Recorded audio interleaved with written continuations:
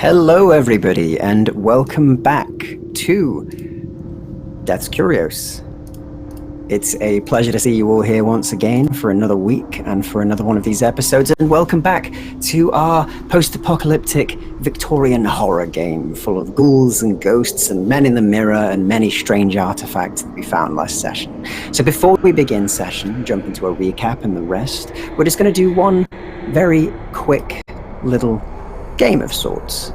It's an interactive one, and one of which we will be deciding the fate of a person who we have already made a few choices on in previous sessions as to what their fate will be. So, without further ado, let's get into it.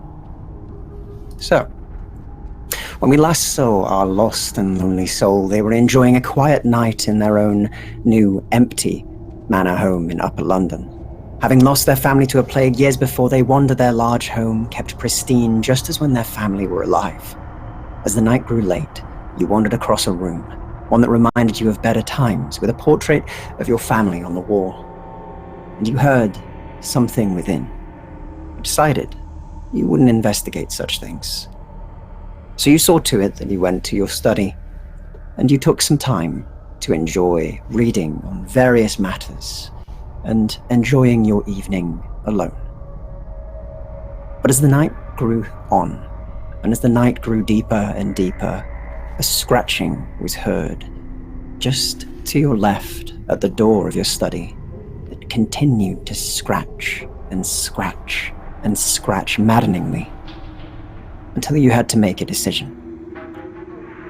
You decided to investigate the noise.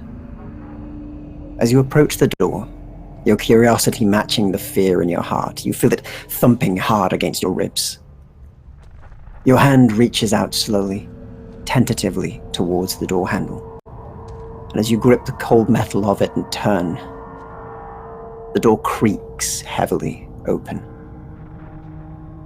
As you peer outside into the dim hallway, you see nothing. But as you turn and bring your lantern around, in the corner of your eye you spot something out there. Footprints, small, childlike, and they seem to be trailing dirt away from you, further into the house to who knows where. And so I'll offer this choice to you, and there will be a poll shortly that you'll be able to vote in. Do you follow the tracks through the house and find the intruder? Or do you return to your study and merely lock the door and try and forget this ever happened? And as I pass this choice on to you, we'll now go to a quick message on our sponsors before we begin today's session properly. So, I hope you all are ready to make a decision on the poll very soon. I will get that up as soon as possible for you. But until then, here we go. Before we begin today's show, I would like to take some time to remind you about our sponsors. Fantasy Grounds, our virtual tabletop of choice. All of the beautiful maps and roles you see tonight are done using Fantasy Grounds, which you can try for free at fantasygrounds.com. You can also get all of your miniatures from Wayland Games. Go to waylandgames.co.uk and get yourself a huge range of D&D, Warhammer and 40k minis for up to 20% off regular retail price. And Tabletop Loot, who sell incredible dice. Go and check them out at tabletoploot.com.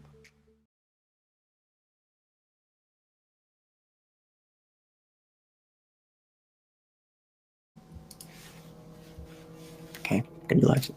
Hello everybody, and welcome back to Death's Curios. It's a pleasure as always to have you here, and we're back at it again for another creepy and very fun romp through Victorian post-apocalyptic London once again today.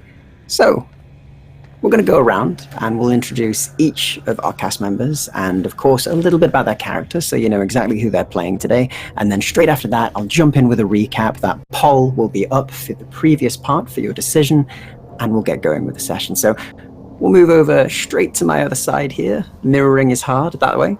And we'll go with Delilah Berkeley. Welcome back. All right. Hi, everyone. I'm playing Delilah Berkeley, the lovely lady and wife of Lord Berkeley.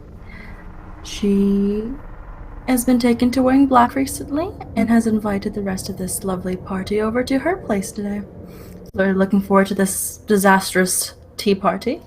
As for me, I'm Laura Lark, and I'm excited to play this session. Brilliant stuff, and I'm excited to get back on with this, that's for sure. And so we'll move straight on towards our favorite half vampire, of course, in this game, which is Magdalena Deville.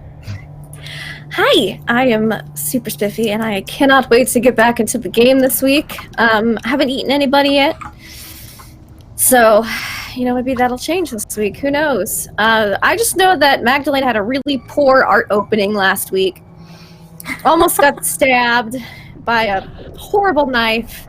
Just a bad evening all around. Hopefully today will be much better for her, and Chicken Boy, of course. Yeah, I mean, I think that pretty aptly describes everything there. I mean, Chicken Boy is, of course, the main character of this game in reality, which we will see, I'm sure, as we go through. But until then, we'll stick with our brilliant sidecast. And speaking of our brilliant sidecast, obviously, Miss Fairchild, welcome back.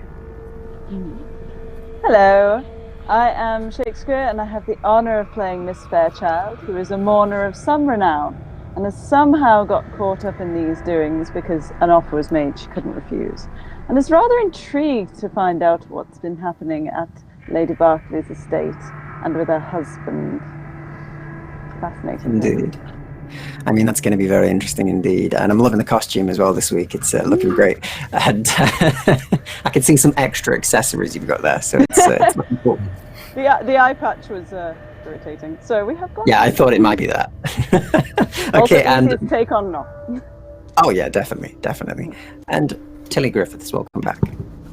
Hello, I'm Humbledore. I'm playing Tilly Griffiths, the ace detective, who may or may not be vampire bait from now on, as she seems to like accusing people of being vampires and getting it wrong. They're only half, so her mistake, obviously. Super excited to be back. Can't wait for what the session holds, and probably going to visit Lord Bock at some point because I feel scared. That's fair, and whenever you're scared, you know that the first place to turn to is Lord Bock. May his feathers stay lustrous and his eggs be plentiful. And moving on to Dr. Verrucht. Hello, I'm Greybeard, and I'll be playing Dr. Verrucht tonight. And he's the only one who did not supplement or supplicate to Lord Bock last time. So I've caught flack all week in different streams for it, so we'll see what happens. Brilliant stuff. And so, welcome again, everybody, and welcome back to all my cast. It's always good to have everybody here. So, last session, we had a very interesting visit to a museum, the Museum of the Curious and Occult. And it was run by a Mr. Godfrey. And whilst there, our lovely party of investigators, quote unquote, went in there and decided to have a look around, see what the exhibits were on, of course, and a job for a Mr. Grimoire, who has contracted them all in a very peculiar contract that offers a blank reward of whatever they wish to conduct a few jobs for him. The first of which is to go and see the person who runs and is opening the museum and help them with their woes. They investigated the strange museum and on its opening night, and it mostly went without incident until our group went into the occult section where certain things started to go awry. The mirror at the back that was said to look into different places and worlds drew Delilah's attention particularly, as she had a look at it and saw her husband inside. And after a very chilling encounter with the man in the mirror, there was smashing of glass, a dagger that tried to kill Magdalena, and much, much more. The group, after talking of vampires for a while, making Magdalena not sweat thanks to her half-vampirism, but very nervous on the subject, they managed to go and find Mr. Godfrey and discuss with him the contracts that they had signed along with the job that they had to take on. And they found that 3 artifacts were missing from the museum, those being the Mask of the Tortured Heart, as he calls it, the Dagger of Eternal Bliss, and the All-Seeing Crown. The group decided which they were to take and look into and locate to bring back to the museum. It seems that these items are of much interest to Mr. Grimoire and must stay within the museum. After this, they excused themselves for the night and returned home, and had a rather quiet and uneventful night after that. But as the morning comes round, and as you've all gone about your days, you find it's time to report to Delilah Berkeley's house, as she had, after all, invited all of you over. You've gone about your morning business, collected your papers, eaten your breakfast, made sure that you're presentable for the day, and packed everything you need, and made sure that your affairs are in order before you set off.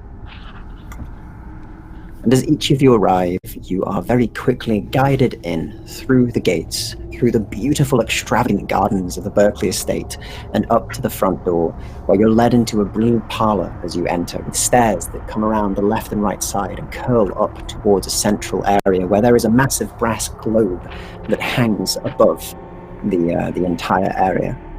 And the servants that greet you, you're familiar with, are the ones that drove you around before. And you see Mr. Larkin, the driver, who is currently sat on a stool at the side, who gives each of you a nod as you arrive.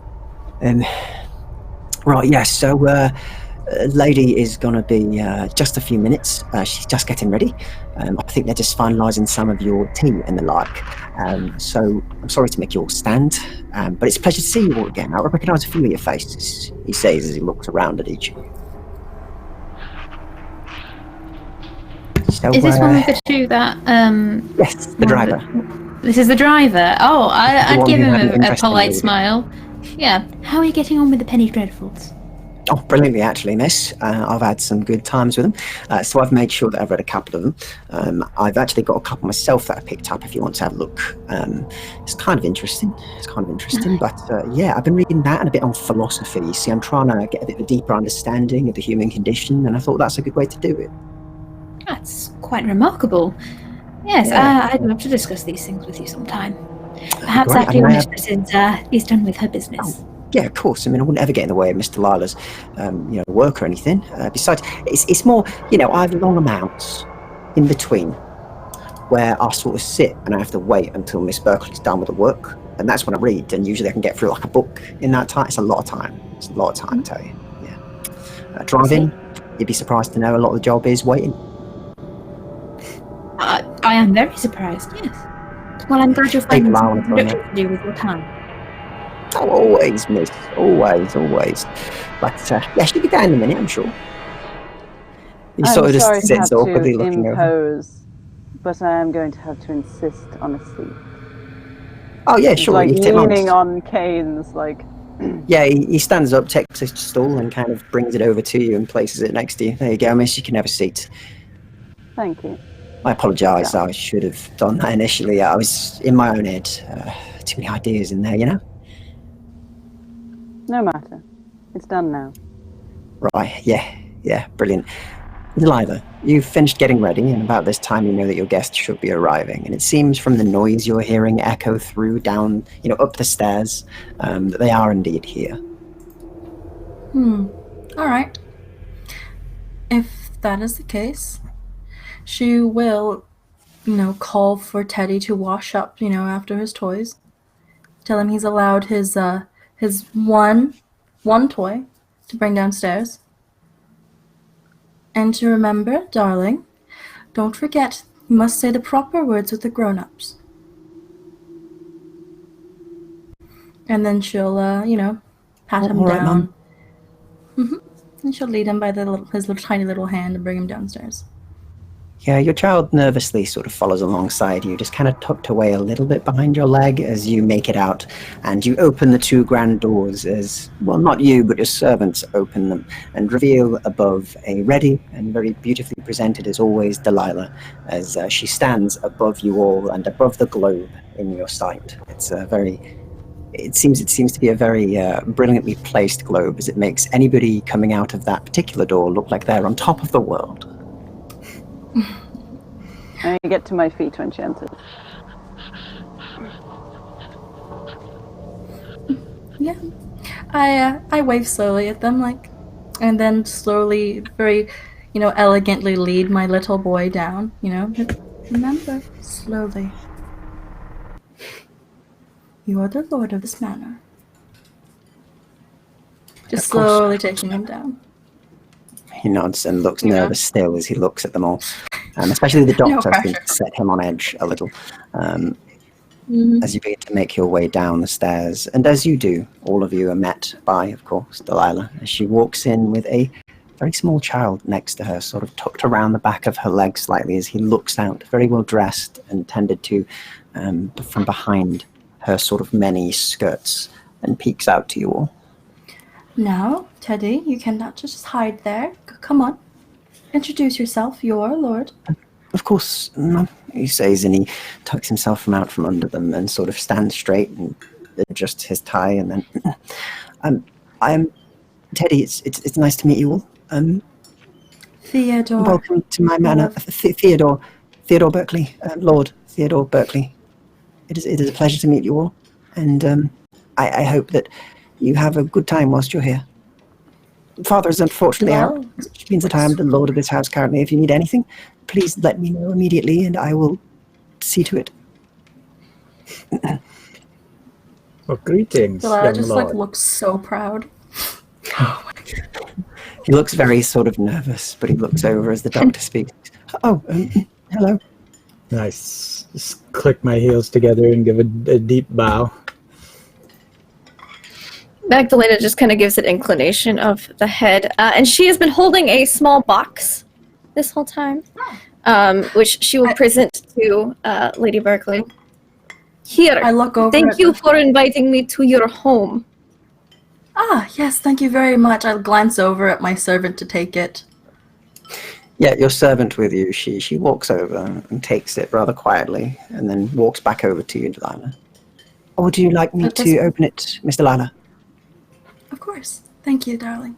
She opens the box for you to present it to you.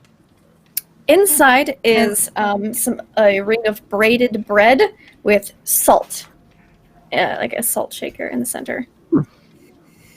Is this like a pretzel? No, it is tradition. Good luck to gift. When someone invites you over, you bring a gift of bread and salt so that household may never go hungry. Oh, I do love this tradition. Is this a British thing, or is this a European thing, or is it both? Britain European is for sure. Is it not tradition here? She kind of looks over to Miss Griffiths, and Miss Fairchild. It's not. Sounds Is it tradition? familiar.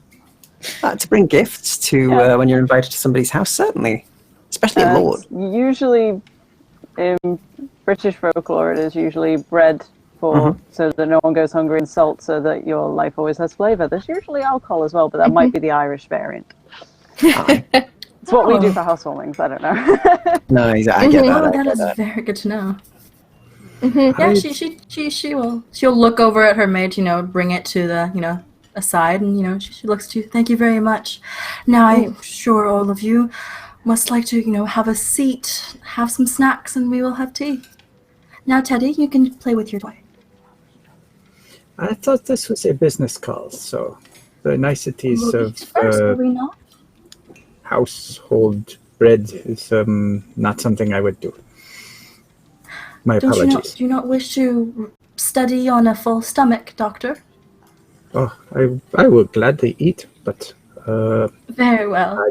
did I not know usher him in, just protesting Doctor. I just link arms with him. It's like, come now, darling.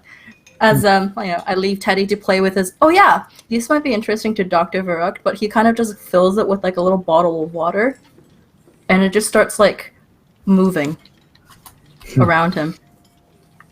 Awesome. Yes, it has a little car. It's a very little brass-looking car that he's got, a little toy, and he just kind of fills it a bit and caps it and presses something, and it starts to steam slightly and starts to move around it very slowly. Most clever. It's marvelous. Actually, Dr. I want your opinion on something. I've been thinking quite a lot about the case, she whispers. So perhaps we can indulge in a bit of tea, and I can ask for your opinion on something. I think you might be an expert in it. Right, gladly. Still tugging him along, like he's not escaping my, like, iron, very light grasp. It looks light, isn't? And you see the doctor is looking back at Larkin like he really wanted to say something to him, but he's like, he drug along. Larkin looks at you and winks and just goes, "Doctor, I'll see you afterwards." Yeah. Yeah, so if that's the case, leading everyone over to the parlor where they may sit and be fed all sorts of foods. She's having weird food, but the rest of you guys can have regular food. She's got like So what do you fajitas ask and for them gumbo. to serve So. up? The weirdest of foods that these people, no doubt. But what have you served up? What did you ask for your servants to make for your guests? All right. Well, she's made obviously the typical kind of French and English affair. So all the cute little pastries, the cute little finger sandwiches, things that are acceptable and socially acceptable, with the right tea set, with the right tea, all in it. But then she's also wanted something for her to actually eat because we're having a meal. So she's also asked for fajitas and gumbo, two of which are very not European things. No, for most of you, well, for all of you, it's pretty much your first time seeing that kind of food. It's very strange. The concept of spice is always strange in this country at this time. I do, of course, have something a bit more local. I have these amazing deep dish pizzas that we get from Chicago, but of course we made them here with Italian ingredients. They're wonderful. If you don't like spices much. Sure. When I was in the Asia Minor, we had lots of spice. Yes. It smells fantastic. God, please do try this. This is some of my favorite stuff from back home.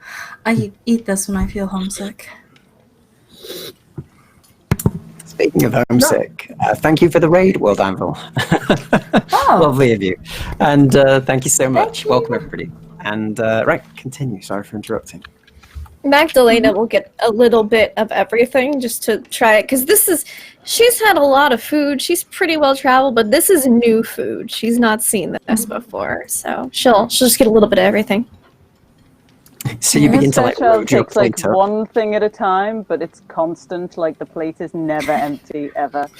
Just I have instructed constantly my just chef. hoovering. Yeah, she's already told her chef just keep bringing food in. My very French and very grumpy chef. Did we leave Teddy in the foyer, or he joined us in the parlor? He has a seat for himself. Yeah, so the small boy is small ball. He's a strange child. He's just a large ball with eyes. No, he is. Teddy is sort of sat at the table with you, the young noble boy, dressed very impeccably, his hair slicked back, and he's still sort of playing with his car slightly on the edge of the table, but aside from that is very politely eating. And kind of looks up, just kind of out the top of his eyes at some of you, a bit nervously still. It's obvious that he's not had many visitors, especially not in this sort of an official manner. Oh, there's a very big side note I forgot to say. In the parlor, there's supposed to be many lovely little mirrors and things like that, along with paintings, of course, and cuts of blue and green roses. But all of the mirrors here are covered in cloth and bound by rope. Just on the background. Good to know. I will lean forward to just catch Teddy's eye for a second and give a little smile. Lord Teddy, can I ask you something?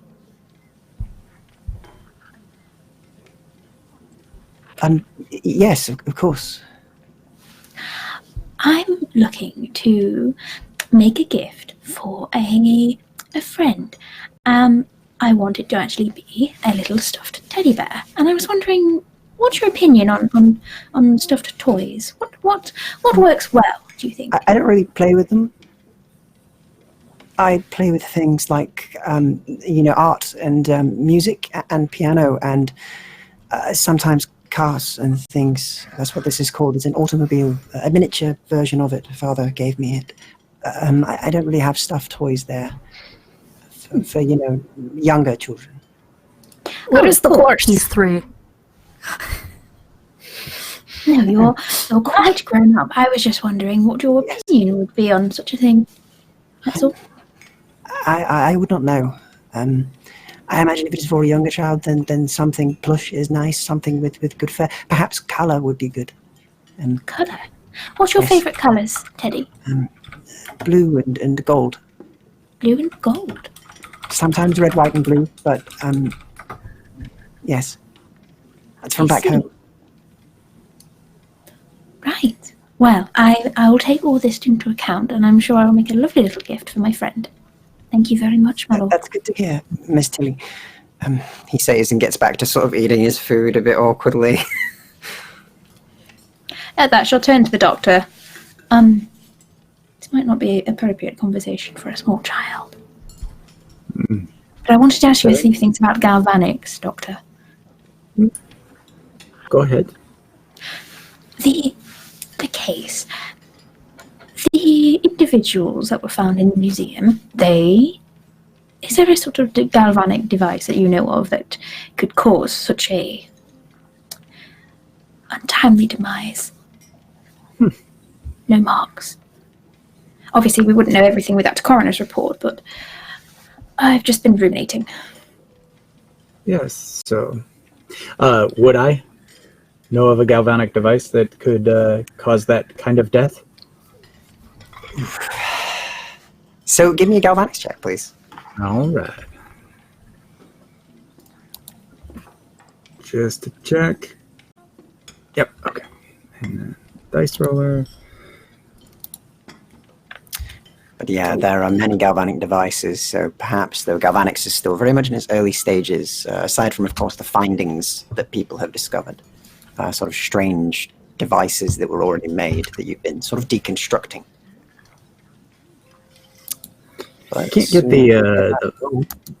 I can't get the modifier dice to work. So this that's okay. Just throw the dice normally and add it. Yeah. There it is. So okay. 18. On an 18, so you have a think. And because of your particular background, Doctor, in working with the military back near the Reclamation, and of course your many things you had seen that you shouldn't have, you do know that they were working on concepts of sort of galvanically powered firearms of some sort, something that could deliver a shock. And there were discussions of devices that could possibly cause cardiac arrest in certain manners through this sort of means of delivery, but they hadn't quite get it to work. Usually it would strike and burn people, shock them heavily as if hit by mass amounts of electricity, almost like being hit by a lightning bolt. They didn't quite get it to that minute a way they could affect something such as that. But they were in consideration. They wrote a paper about it once. There were no burns on the bodies that we know of. None. No, there were no burns at all. It is possible. It's not reported. There were no outward burns that we know of. And most devices would leave a sparked and blacked mark if they were done in, as it were, in that manner. Quite interesting. Such devices require a lot of power, do they not? Yes, but the way our system works is you can draw power from the air. Remarkable. The parts for such a device, if it was to theoretically exist in this case, would you say they're heavily regulated? And there would be very few people who would know what to do or how to create said devices. Takes specialist knowledge. It's just one avenue to consider, that's all. If it does turn out that something galvanic was used, maybe your expertise will come in handy, and also having a smaller pool of people to investigate will be quite useful. Thank you, Doctor. Speaking of investigations, have you heard of the news this morning? On the papers? No. She flicks her eyes over to Teddy. Oh no, Teddy reads the morning news as well. Oh, don't worry about him. He's a very bright child, aren't you, my love? I think. Yes. Yes, unfortunately I have. I was going to pop by before coming here, but unfortunately had no time. I slide over the news for anyone in case they want to read it while eating. I'll wait for everyone else to finish because it's going to take Okay. her a minute. So As you all kind of read this over time, as you're sort of chatting in between yourselves, you're eating your lunch, it seems there have been a few killings reported in the papers. It says the horror in Whitechapel, and it seems that there have been a few gruesome and grisly murders the previous night that have now been sort of leaked to the press, so to speak. They do not speak details of how they died or in any way sort of have pictures of it, but it seems that it is denoted as being particularly gruesome and almost akin to those killings of such a dreadful type many years ago. Referencing, of course, the Ripper killings. However, no pictures are delivered. No letter has been sent to the press, so they don't believe it is that particular killer. At least when was the most recent murder? In the city, or just this one that's currently Just, 'cause last yeah, night- in the papers. Yeah. So as far as you know, for the Ripper killings, they were done over 20 years plus ago. It was sort of late, turn. I would have been in town for that. You would have been. So back when you initially came over, you had heard of killings, the very gruesome ones in Whitechapel back when you got here. Before, of course, the plague struck. But since then, there's been no such reports. Ever since that plague had struck, there's been no other killings. There is. Yeah. I say no killings. There's been a lot of death, but that's mainly because the crime element is a big thing in London currently, especially in Lower London. Dreadful business. Interesting. Does anyone have good standing with the Whitechapel? Please? Oh, I have The good doctor standing everywhere. chortles. Well then, Miss Fairchild, I was wondering after this discussion and reading was done, you'd like to visit such police with me to see if we can find out a little bit what happened. They had a vested interest in the area, and they're seemingly connected to our, case. They have the coroner's report that we need. If you feel it would be advantageous, I would be happy to escort you. Excellent. Thank you very much. Eat another cake. Details on death could be very valuable. Also, a look at crime scene could be very beneficial as well. Yes, I do have some more questions for Mr. Godfrey. I knew he had quite a night last night, so I wanted to give him some time to breathe, but perhaps going to question him once again, now that he's had some sleep, hopefully, would be more beneficial. Would anyone be up for doing that? I will accompany you. Sure. I have lessons, unfortunately, says Teddy as he continues to eat. Oh, my lord, this is far beneath you. Your lessons are very well. But we are very grateful for the offer, my lord. Any assistance that you need, please do ask. That's very gracious of you, sir. Thank you. Would it be okay if No. we used your library, good sir? Yeah, yes, of course, yeah. He nods. That would be acceptable, I think, Mother. He looks to you for guidance as he's like, is it? You're muted, Mother. I can't hear your words. They're dying on the wind. Of course. Yes, dear. I've invited them over just for this purpose. Very well. Yes, then you may. Most gracious of you. Thank you very much. He continues to eat, and you all have a lovely meal. And of course, each of you have read the very vague details given by the press. That seems to be almost lazily done, but given that most of you have read the news in the past before, you would all know that anything that happens in sort of the lower sections of town usually is reported on in this sort of a way. It's very offhanded. Like, there's some deaths, it happens. We don't care. Poor people dying, whatever. Exactly. Basically, that is how they seem to read a lot. It's That's just what like, they do. the poor people are killing each other again. Who'll report it? But that's all they seem to be doing, unfortunately. But Live in a rough neighborhood. Miss Tilly, Oh, yes, Miss Berkeley. do you have friends in the police? I have some acquaintances, yes. I've worked with a few individuals in the past. If that is the case, do you mind if we speak in private company before we depart for the station? Not at all, my lady. Thank you. Well, without further ado, now that we're all fed, our bellies are filled, we should get to the library. Just one moment, I will go fetch Ned's keys. Oh, of course, the library is open, but his laboratory is off limits. Ned and I believe privacy is important for a very healthy marriage. As you wish, my lady. So you're all left at the table alone as Teddy runs off when his mother does. And aside from the servants that kind of pop in to deliver more food and take away your dirty dishes and the like, you're left to yourselves. Is there anything you wish to talk about before Delilah comes back? Before Delilah and Teddy leave the room, Yes. I just want to pull the glasses down and have a look at both of them as they're leaving. Specifically at Teddy. Okay, Teddy, you don't see anything strange around him. Don't see anything out of the ordinary around Teddy. Seems to be just a child, if anything. Is there anything in the room that makes my spooky eye light up? Anything strange? Nothing lights up in the room, aside from, of course, Delilah as usual, who always has that strange energy that seems to almost emanate off of her, but it's currently a very dull energy. I just push my glasses back up and eat another sandwich. I do Magdalena tend to just kind of looks at. Oh, no, go. she just looks at each of the staff as they bring in more food. Like she looks hungrier every time someone walks in to bring food, and then she gets over it when they leave. Okay, no problem. And anything else, as Delilah has left?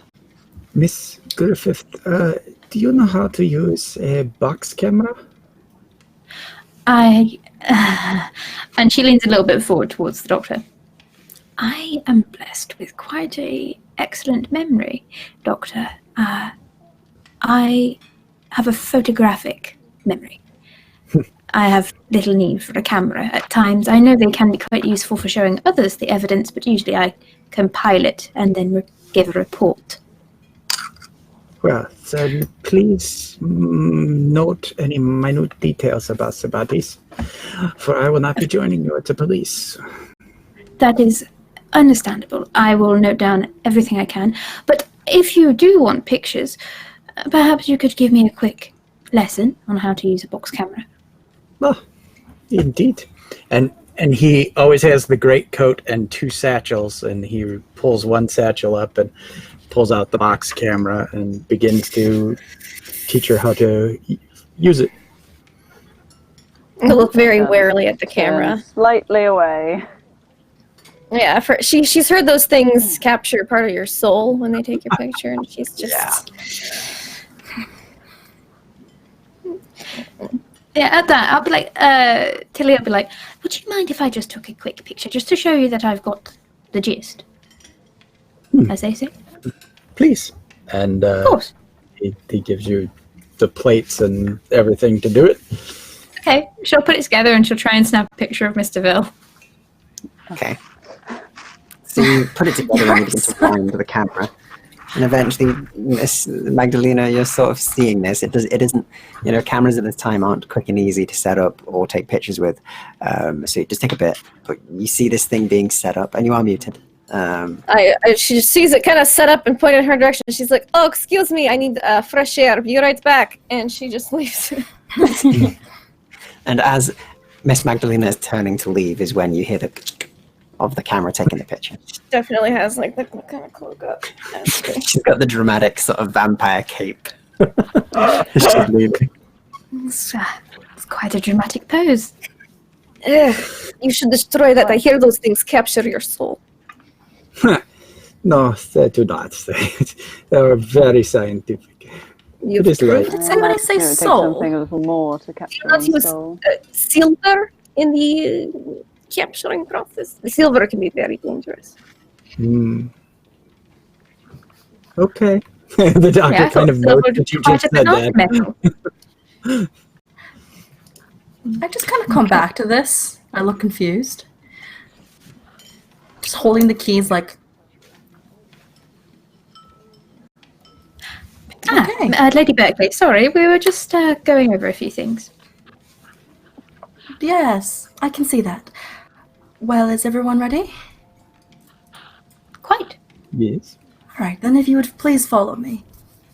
Okay, so you lead them through the house, and you walk through quite a bit of ground, a lot of you, as you're sort of taken through different, really brilliantly decorated hallways with a lot of strange, sort of person-length cloths that are sort of draped over an object in a very strange decorative manner. They don't seem to be of any particular matching cloth. There's just many cloths thrown over these sort of person-sized things all the way down hallways, and whenever you sort of walk around a corner and you see certain things on the wall, there is like a mirror that is hung on the wall, and you see that there has been a cloth draped over that on the wall itself. So now it hangs in sort of an awkward manner, and there's a corner of the mirror that's visible. And you see these as you walk through, as well as seeing, of course, brilliant portraits, and you see sort of maps on the wall of various locations, usually parts of the UK, and you make it towards the library, where you find a massive grand set of doors with multiple locks on them. All right, so the silver goes in the bronze one, the gold goes into the silver one, and the bronze goes into the gold. And then 2 clicks, 3 clicks, 4, and the little let me just quickly, there we go. And as you do that, you then hear sort of a grinding noise and sort of a ticking noise before you hear multiple locks just click out of place, and the door opens. Oh, thank goodness I got it right. You know, if we got it wrong, we'd probably be dying right now. So let's proceed. Oh, good. And as you walk in, Delilah, could you please describe your husband's amazing library and what they see as they enter? All right. So, you know that moment when you walk into Beauty and the Beast's like really giant library? It's like 2 stories, like filled with books. It's like every book nerd's dream come true on every subject imaginable, practically. Like this thing puts like university libraries to shame.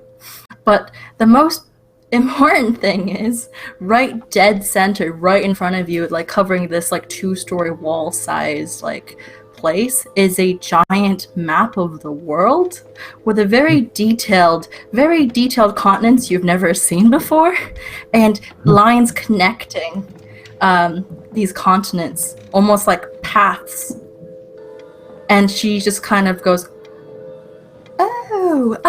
do excuse me. And then she'll kind of just walk over to the front, pull onto this rope, and a giant 2-story tall painting of her and her husband slowly slides down over the map. Magdalena is Sorry, I very had to see enthralled in the map, and so as soon as it keeps going out, she just keeps looking and looking, like to try to keep seeing it. Oh, as you do that, could you please give me a very quick wit check then, please, Magdalena? Oh yes, I would love to do that. What is my wit? Oh, that's right, it doesn't suck on this character. Okay. Da-da-da-da. Always good when it doesn't suck on this character. Yeah, 13. Good. Okay, so you look at it, and as you do kind of scan over it, and your eyes almost like, immediately sort of lock on to the old country as you see areas nearby. And you do see a line that connects to it with a dot, and then a line that continues on past it.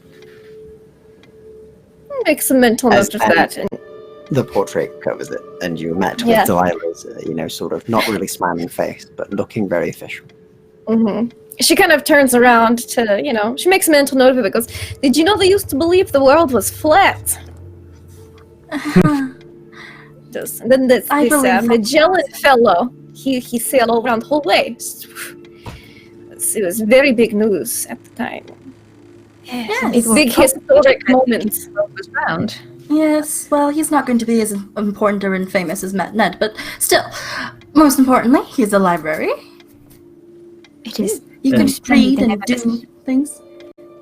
And when the painting was coming down, the doctor was looking over at Tilly, not trying to get her eye, but like watching to see if she's like looking at the map, like in her photographic memory. She took a good look over it and sort of began just as if moving to look to the book. She kind of like tried to get some different angles so she could see better. Unfortunately, it did come down quite quick, so you only got a cursory sort of glance and a quick look at it, as then when you kind of tried to get another angle, it was already down and covered. It seems to be made so that it would be covered quickly in case of somebody coming in. So unfortunately, you didn't get a great look at it, but you got enough. You saw bits. Okay. Miss Fairchild is finding somewhere to sit down. So There is a very cushy and like really plush armchair. Yeah, there are. There are like multiple armchairs and sort of reading desks in the place. This place is massive. Like this wing is almost about, you could probably say at least from an estimation, this entire area is bigger than the dining hall that you found and also the entry hall combined. And it has multiple levels, as it sort of has little tiers that come out and up.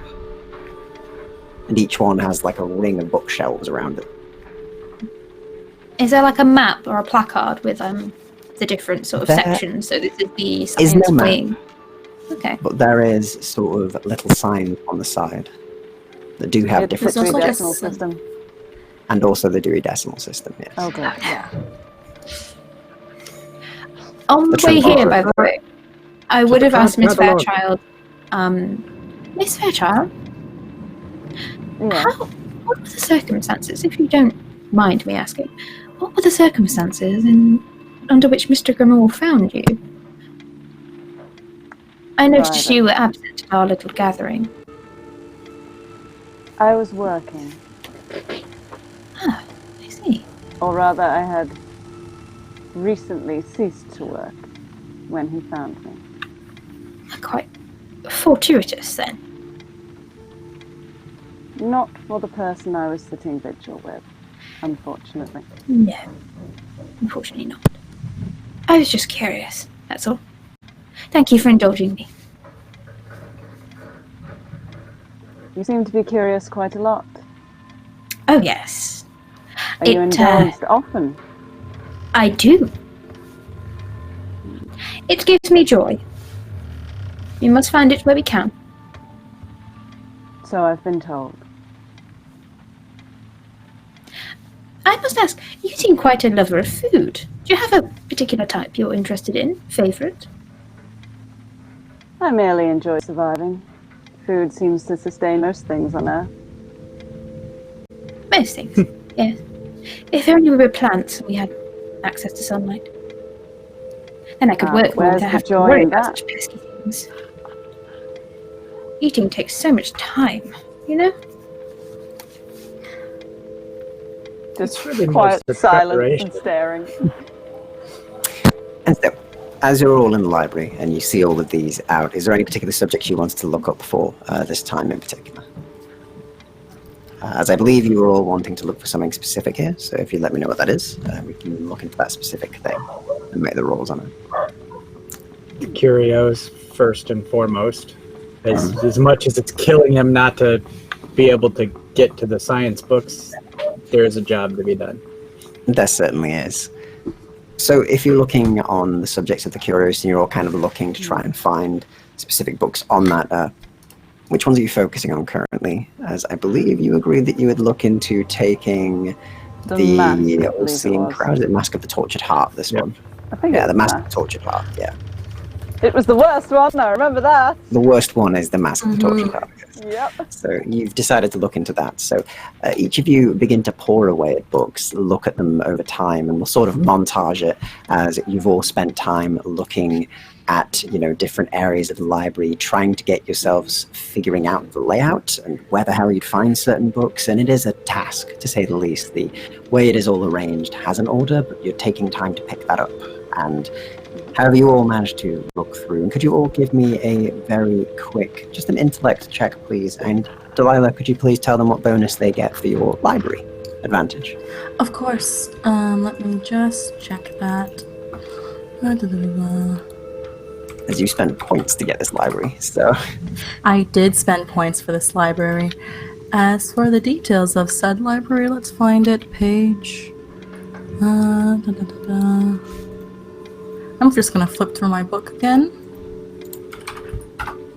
I left it on a note somewhere, but somewhere is difficult.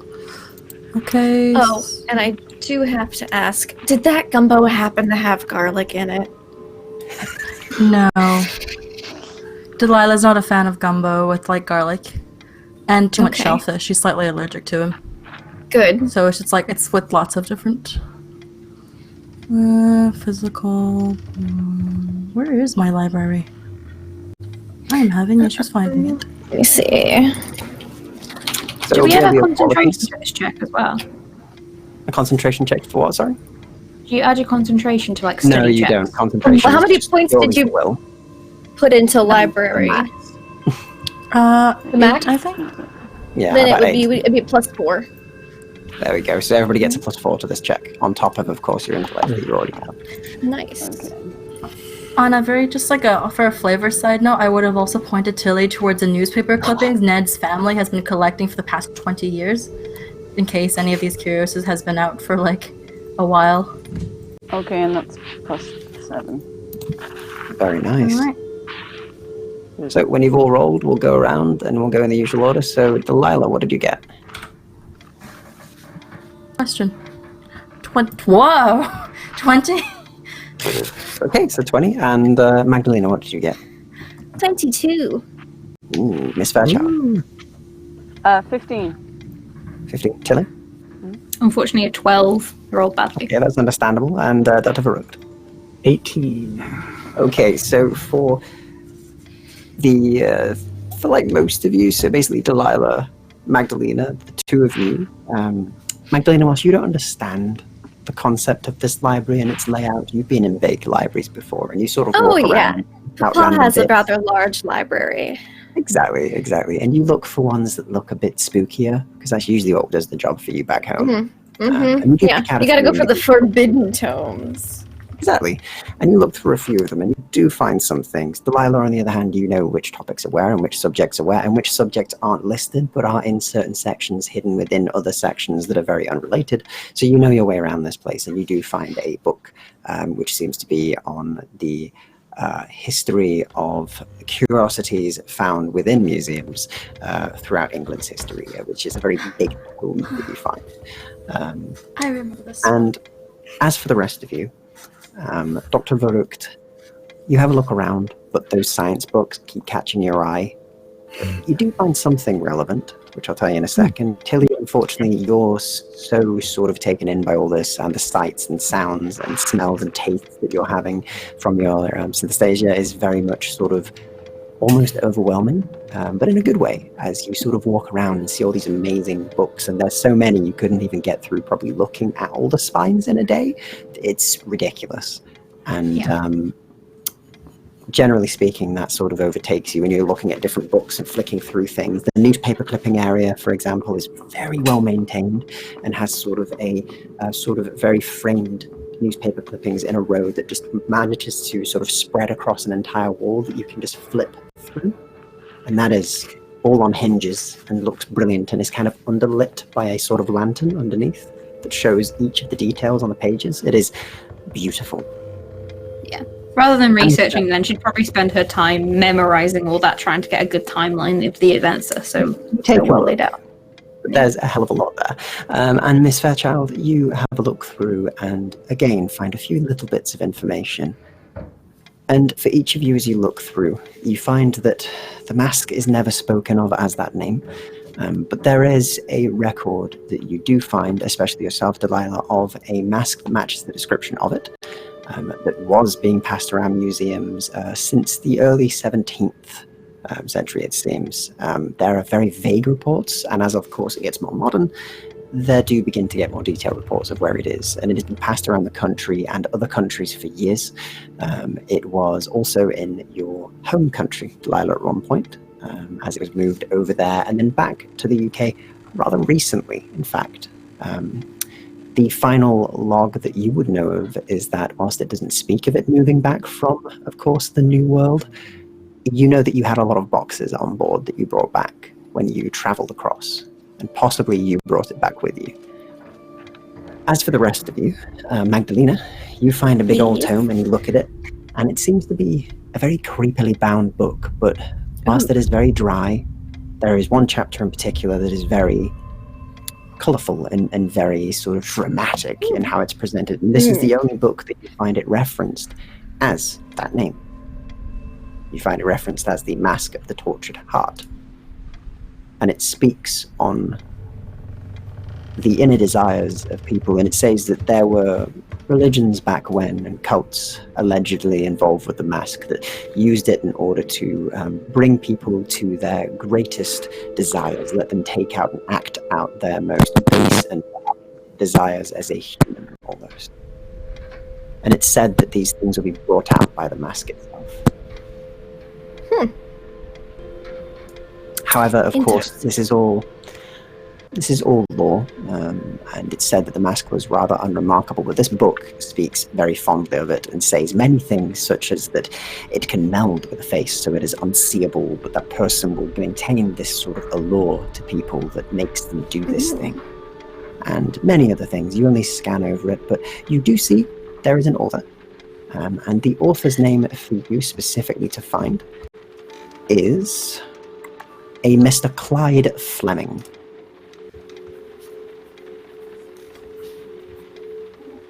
Interesting. As for the rest of you, you find little logs of an item matching its description that seem to be in different books on antiquities and on artifacts that were found buried deep underground many, many hundreds of years ago. It's said that the mask itself, Dr. Verrupt and Mr. Fairchild, you'll both find this, was apparently from what they have described as allegedly originally found in a tomb somewhere in Asia. However, it is very vague as to where. It is almost a side note that has been written on here. It's quite an elusive thing.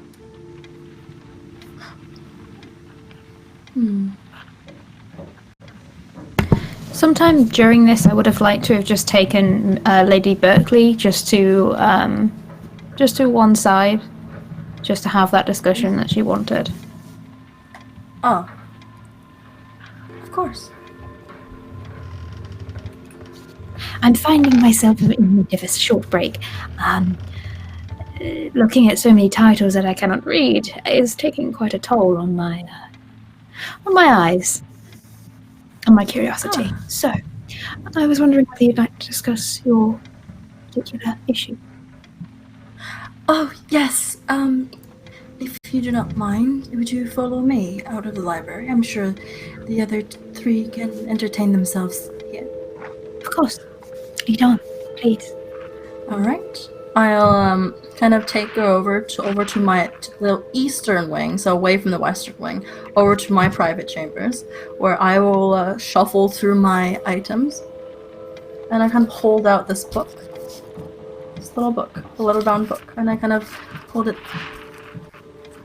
Before we continue, do you remember what I spoke of in the carriage ride? Yes, to the absolute letter. Yes, if you could look into Mr. Michael Dillinger. Yes. Yes. Well, I thought about it, and I would like to offer you a chance to perhaps reconsider my offer.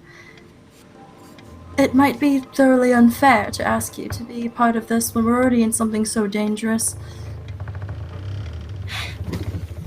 If you give me some details, obviously you can keep to yourself what you like. I appreciate your concern for my safety. What exactly is so dangerous about this man? You mentioned him blackmailing you or your family. Yes, Michael has always had that sort of way about him. So you've known him since you were young? No. I've known him since I was 16. I see. 16. He was the son of the Dawn back then. Now he is the leader, and frankly, we must have somehow taken him with us when we came here. I don't know how. Do you mean as if he would have smuggled aboard? From your trip? You know I'm from not the New from World? this.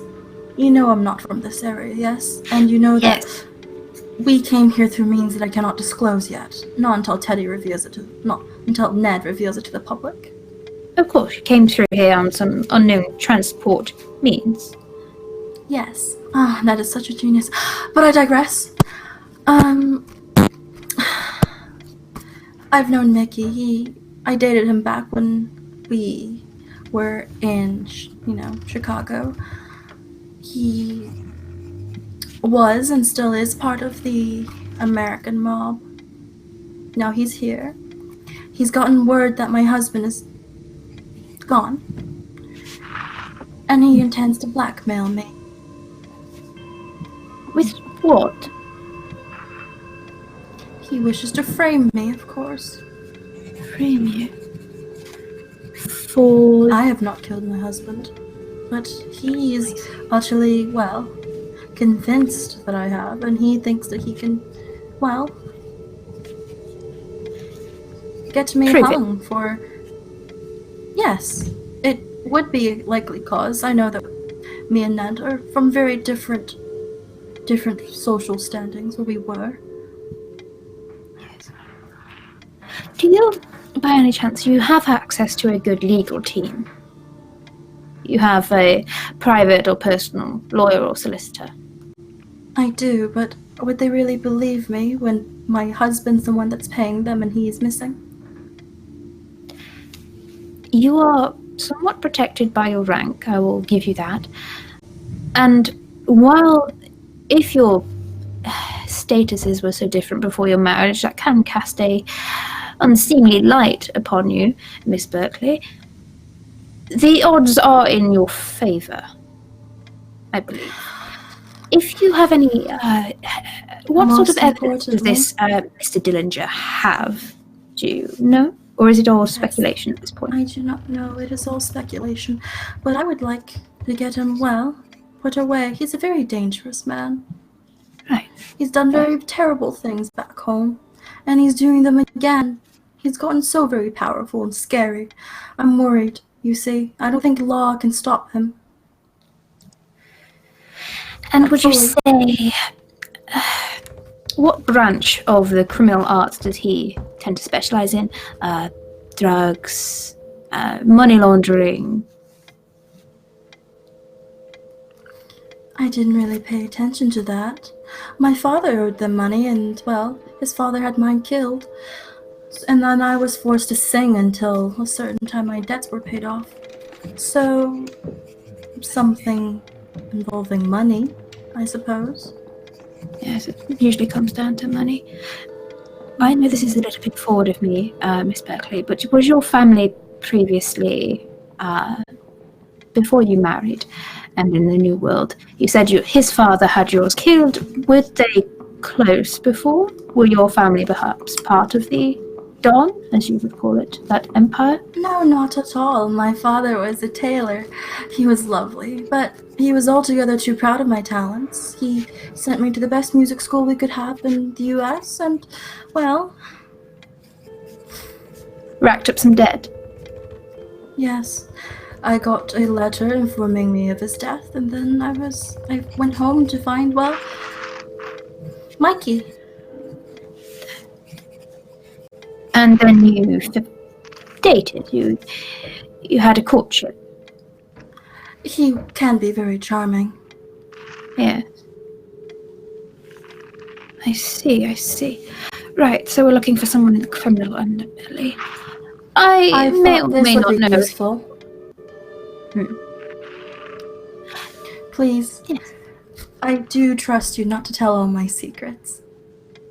I swear to you, with my life, your secrets are very safe in my head, and I will not write them down anywhere. Thank you. Well, this is my personal journal that I have been keeping. I met him around this time. This is the one I kept from when I was 16 until I was 20. I have some more, but this should be good to tell you exactly, at least some of the details of what I know he's done. Recently, I have kept a journal as well, but if you need it, let me know. Right. With your permission, then, I would not wish to take such personal, private information outside of the grounds. Perhaps I could stay here and pore over a little bit of the journal before joining the rest and getting on with the rest of the day. That would be nice. I do appreciate this.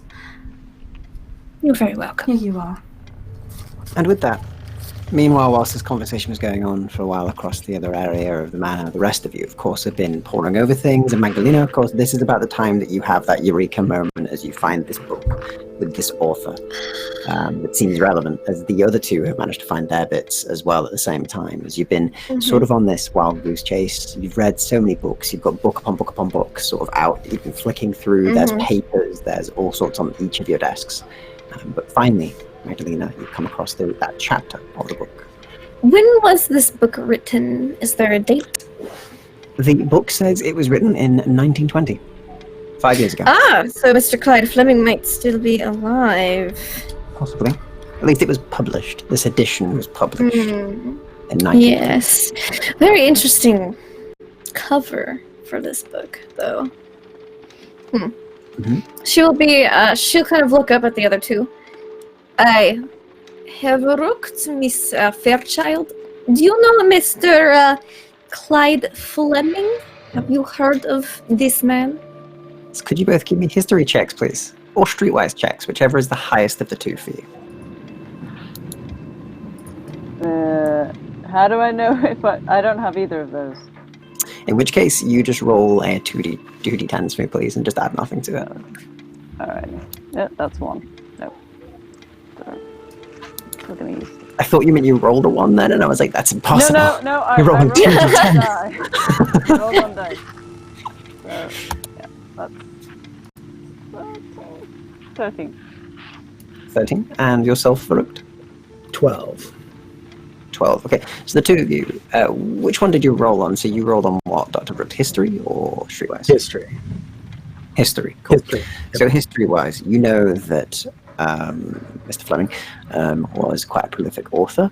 They started in writing, ironically enough, penny dreadfuls back in the day, and sort of had a large hand in that. But they always had an obsession with history, and they loved strange things. They loved researching things such as old religions and cults and things like that. As obviously their research and their writing in penny dreadfuls was kind of half and half influenced by that.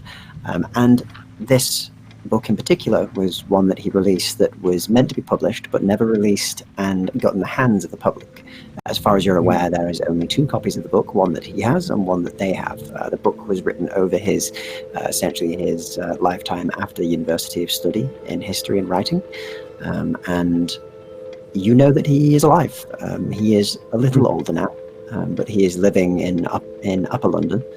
And from what you know, he's within the East End and has quite a quaint home where he lives with his wife.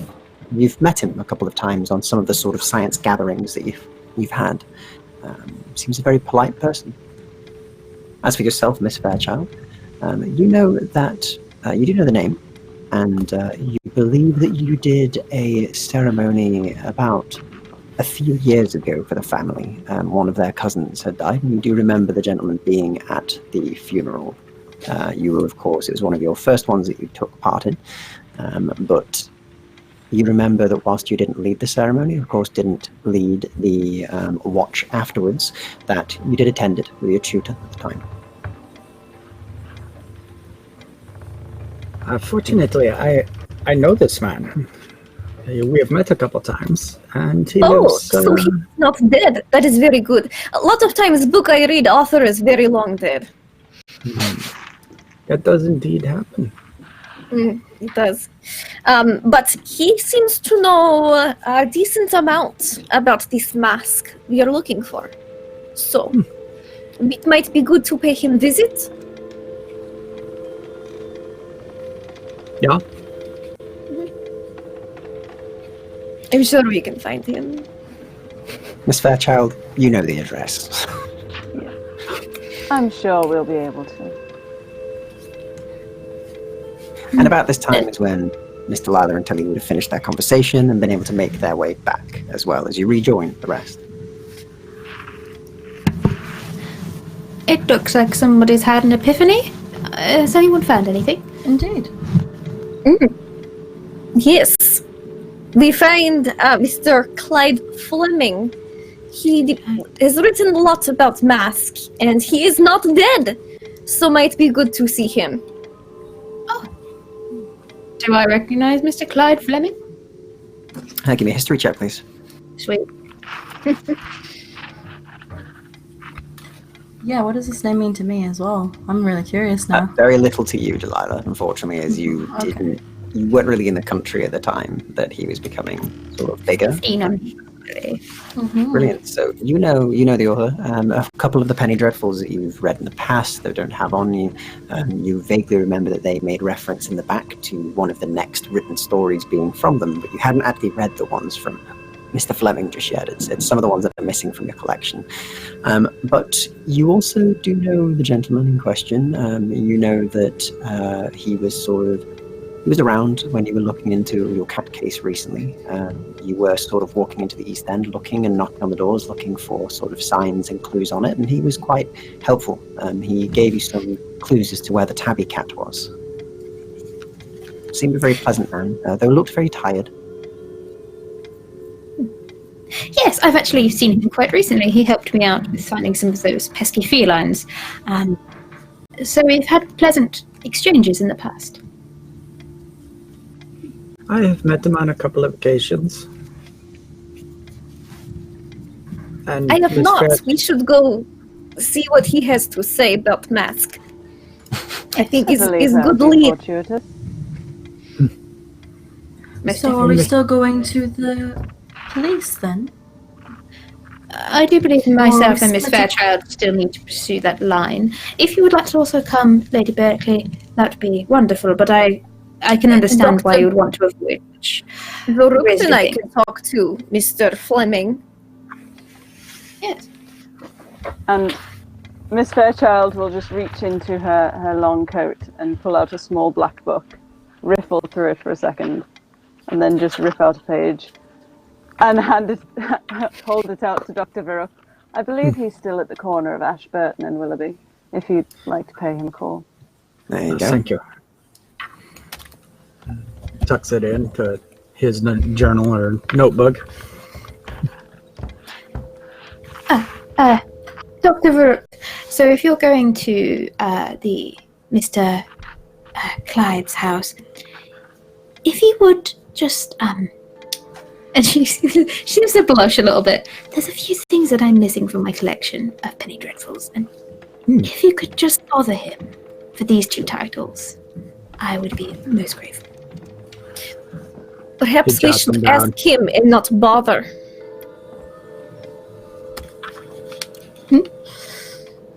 Perhaps we should ask him for those 2 books instead of bothering him. Bothering, I hear, is very impolite. It's just a turn of phrase, Mr. Ville. Ah! I know that one now. Yes.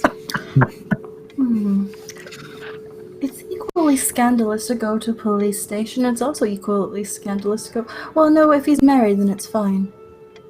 I suppose I should pay a visit to Mr. Fleming, was it? Yes. Yeah.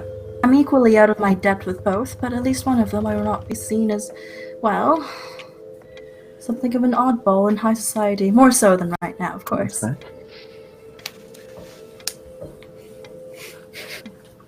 a very I big would side, like nervously Mr. fiddle. Fleming sounds would be like the autobiography of Lilith from the other game.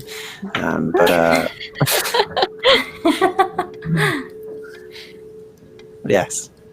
So it seems you have a plan. You have the address, and of course you're wanting to split up. So where are you going, and who's going where? So I can make sure to cover this. So it sounds like we're having... Delilah, which way are you going? Because we know that Tilly and Miss Fairchild are heading towards the, obviously towards the police station to investigate the murders a bit more. And Dr. Faruk and Magdalena are going to visit Mr. Fleming. Which way are you wanting to go? Yeah, as previously thought about, I think she's going to go with Miss Magdalena and Dr. Varut for two reasons. One, because the two of them are not most socially versed. Second, it's less scandalous to pay a visit to a married man with a wife in the house than the police station when her husband's already slightly being noticed to not be near her. Mm-hmm. Also, East End, Whitechapel. Ooh. Yeah, not That's good two very for different the lady to go. Magdalena just doesn't want to talk to the police. So. That's also understandable. So, in which case, you all get your things together. You, of course, get all the information you need together. You get all of your belongings, and you begin to head out. So, you will, of course, all be driven to your locations. Which one wants to be dropped off first? Delilah, as of course it is your driver that's taking them to places. Would you like for him to drop you off at the home and then take them to Whitechapel, or would you prefer to go through Whitechapel with them? Well, which one's the most efficient route? Larkin looks at you as you're all sort of, pottering about getting ready, and he's like, well, with all due respect, miss, I think possibly it is best if you go to have your visit with the gentleman who you're wishing to meet, on account of the fact that I don't think you should go through Whitechapel, especially with them murders about. Dangerous out there. Oh, thank you very much, Larkin. You're such a considerate man. Oh, well, I do try, miss. But, yeah, I think it's probably best if we drop you off. But if you want to go through Whitechapel, of course, I'm happy to keep you safe there. I would be. Yes, I just do prefer to stay away from murders. These things do give me an, upset stomach, and they do make most me feel people. quite faint. Aye. Well, they do that with most people, miss. I mean, it'd be strange if you weren't a bit sickened by stuff like that. Gruesome stuff, isn't it? But I won't speak on the matter any further. I'll take you over to your meeting, and then, of course, I will take Miss Griffiths and Miss Fairchild towards Whitechapel, the constabulary offices there. Right, and so if we all get on in, we'll get going. Is there anything else you need to do before we go? Larkin asks. Say bye to Teddy. Teddy nods. And then continues to play with his car. Oh, Mama's so proud. All right. Yeah, she gives him a kiss and a hug goodbye, and tells him to be good, study, all the things. I will. I always do. She's also turned to the nearest person next to her. So Magdalena's like, he has my hair and my eyes, but he has his father's brain. Yes. Magdalena thinks we're just wishing good things upon the child as we're leaving, and so she kind of leans down and says, "Be wary of things that go bump in the night." Good boy. Thank you, miss. Things go bump in the night. He thinks as you all make your way away. So, given that you're getting dropped off first, Delilah, Magdalena, and Varut, as the cart kind of pulls on in to near the area, the horses are stopped, and Larkin calls back into the back as he goes, Lady Delilah, Lady Magdalena, and of course Mr. Varut, we are all at your destination if you'd like to come. Dr. Varut, my apologies, sir. Please do exit, and we'll get on our way to Whitechapel, he says as he opens the door for you all, and of course lays down the carpet that he has prepared for you to step off. Nice. Put my my little respirator on properly, my little gold-plated one. Oh yes, thank you for the reminder. And Magdalena will put on her respirator. Yep, definitely put that on. Mm-hmm. My dear, you must remember to put this on properly, otherwise your lungs will get so terribly rotten. Yes, I am very terribly forgetful when it comes to these things sometimes. Please do take better care of yourself. You're one of the jewels of the arts world. It would be so terrible to have you. Don't worry about me, so I will be fine and take better care in future. Okay, so, and speaking of, as you all get out, Larkin does approach you, Dr. Varut, and kind of goes, Miss Dr. Varut, can I please just borrow you for a second before we set off, sir? Indeed, yes. And he kind of takes you to the side and goes, so, of course you had something to ask, which I'm happy to hear about. So do you want to tell me about it first, and then I'll... Yes, so, all of the philosophy you will read, it boils down to two things.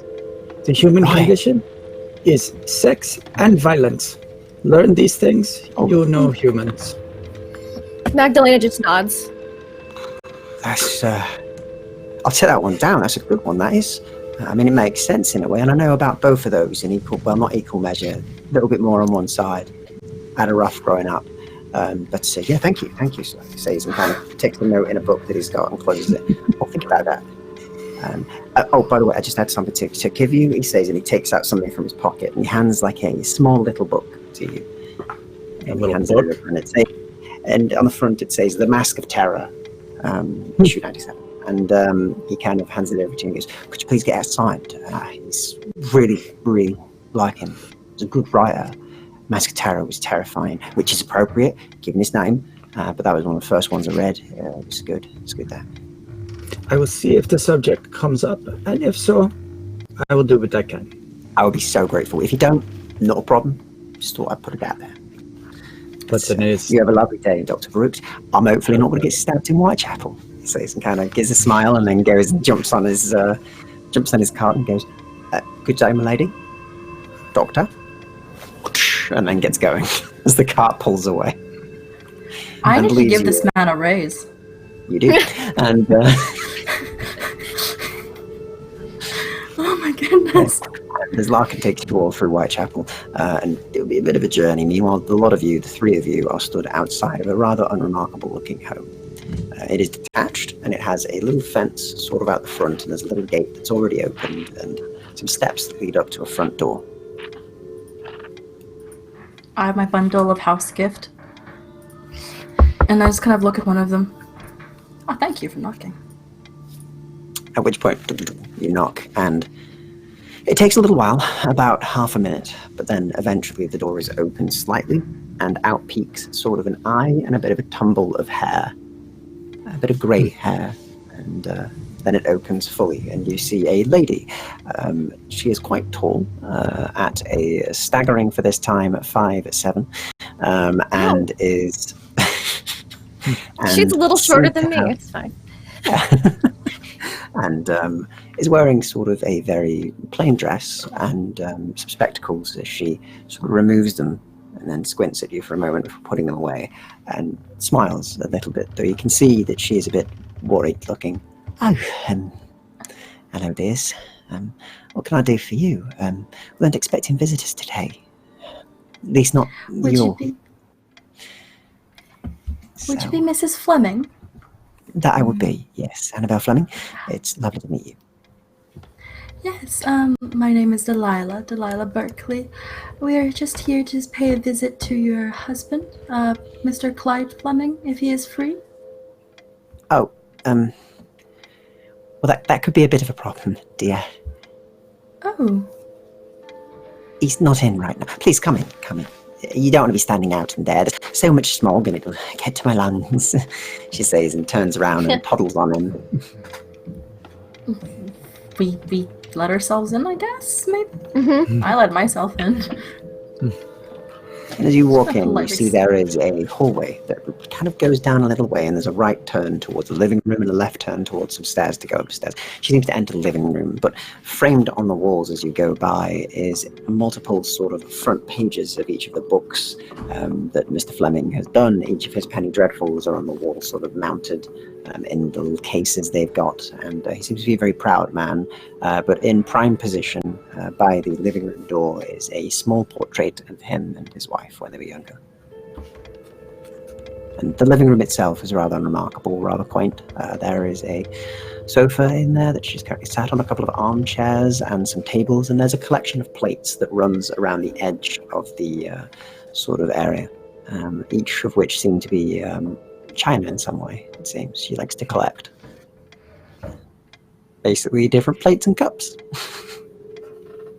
Also very homely looking. That's kind of very homely. Like, it is, you know, for anybody who's British, it's like going to any of your grandma's houses. So I'm just like super charmed looking around like, oh, how adorable this place is. This is such a good closet. No, I'm imagining the feeling right now. No, it's like adorable. Like she's like fascinated by the plates and just it's like Thank you for letting us into your home. It's beautiful. Though, is it too bad of a time to be looking for him? Shall we go somewhere else to meet with Mr. Clyde? No, it's fine. I've been trying to actually see if anybody would come over and have a word about it, so it's good that you've come here. He's not been back in a few days, unfortunately. Oh. But anything that you need, I can, of course, help in some way. I might be able to help you. He has not been home in a few days. No, it's rather strange. When he writes, of course, he'll be away for a while, but usually upstairs in his study, and he'll stay in there for hours or days, but he'll always come out for tea. But he hasn't, and he's been out. He's not home? He's not in his study? No, definitely not. It's as he left it, actually. He's not really worked much, recently, but... Yeah. Did he say where he was going? Yes. And yeah. When did the mask go missing? 2 days ago? 3 days ago? Yes. It's only a couple of days. It's been missing not very long, basically. Alright, if that's the case, you'll just look over. It's like, would you say he disappeared around 2, maybe 3 days ago at most? 2 days? After the night? About 2 days ago, yes. He went out. He seemed a bit worried. He was going to a bar, I think he mentioned. What was it? I had a really very grim name, you see. It's, what was it called?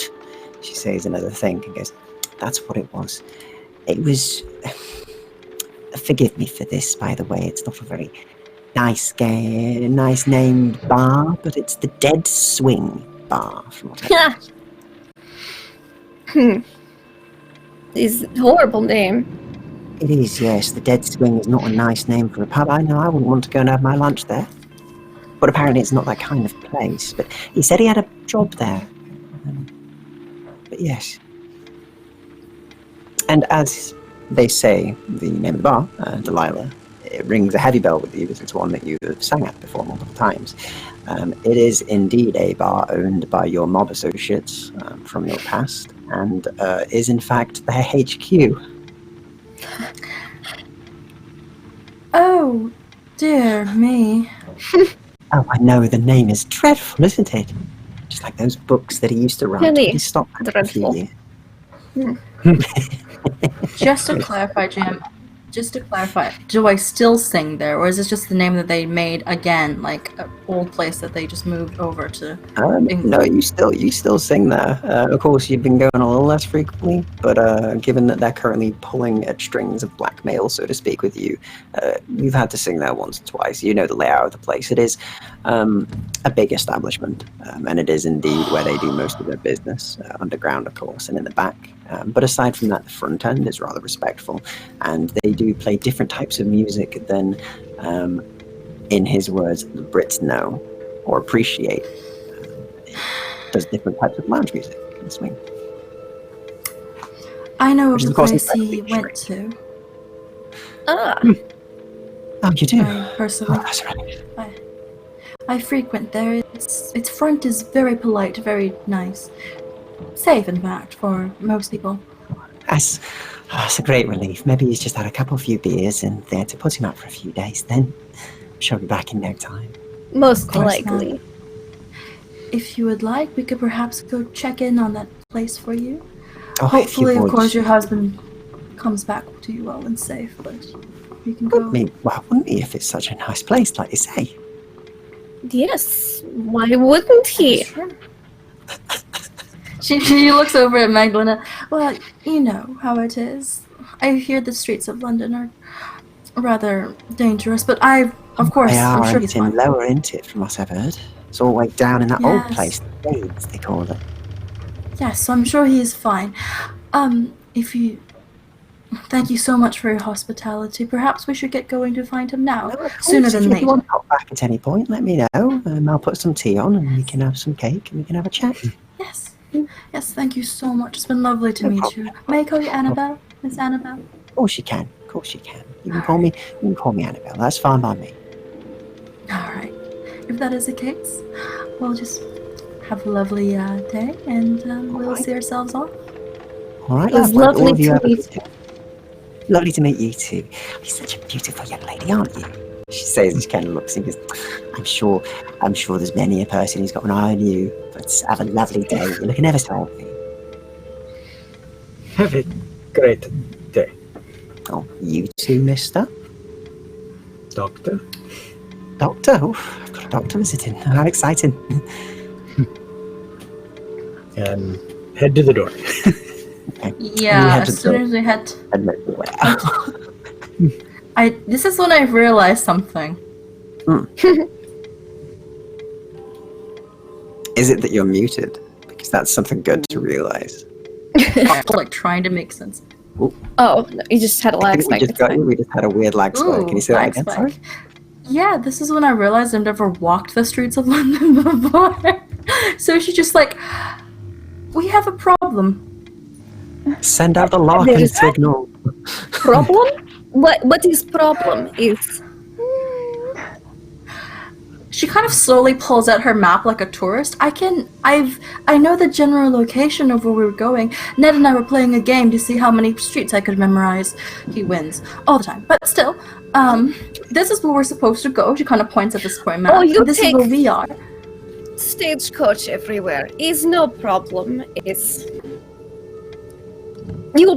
is fine. We just walk there. Oh. I haven't done walking since I got married. This will be very fun.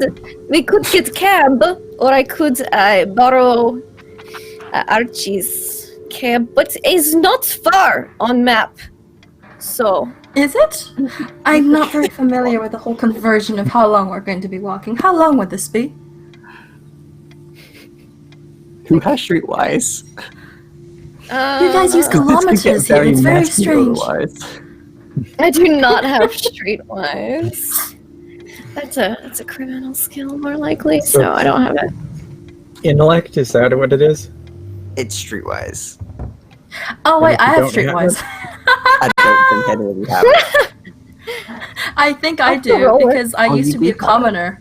Okay. I think I do. If Let you me give me check. a quick roll on it, see if you can remember how far it is away. Otherwise, this could get. I still got a 13 messy. to navigate, just without any modifiers. Without no modifiers. 6. I am good at this. I got this, boys and girls. Yeah, you're unsure. You know the direction.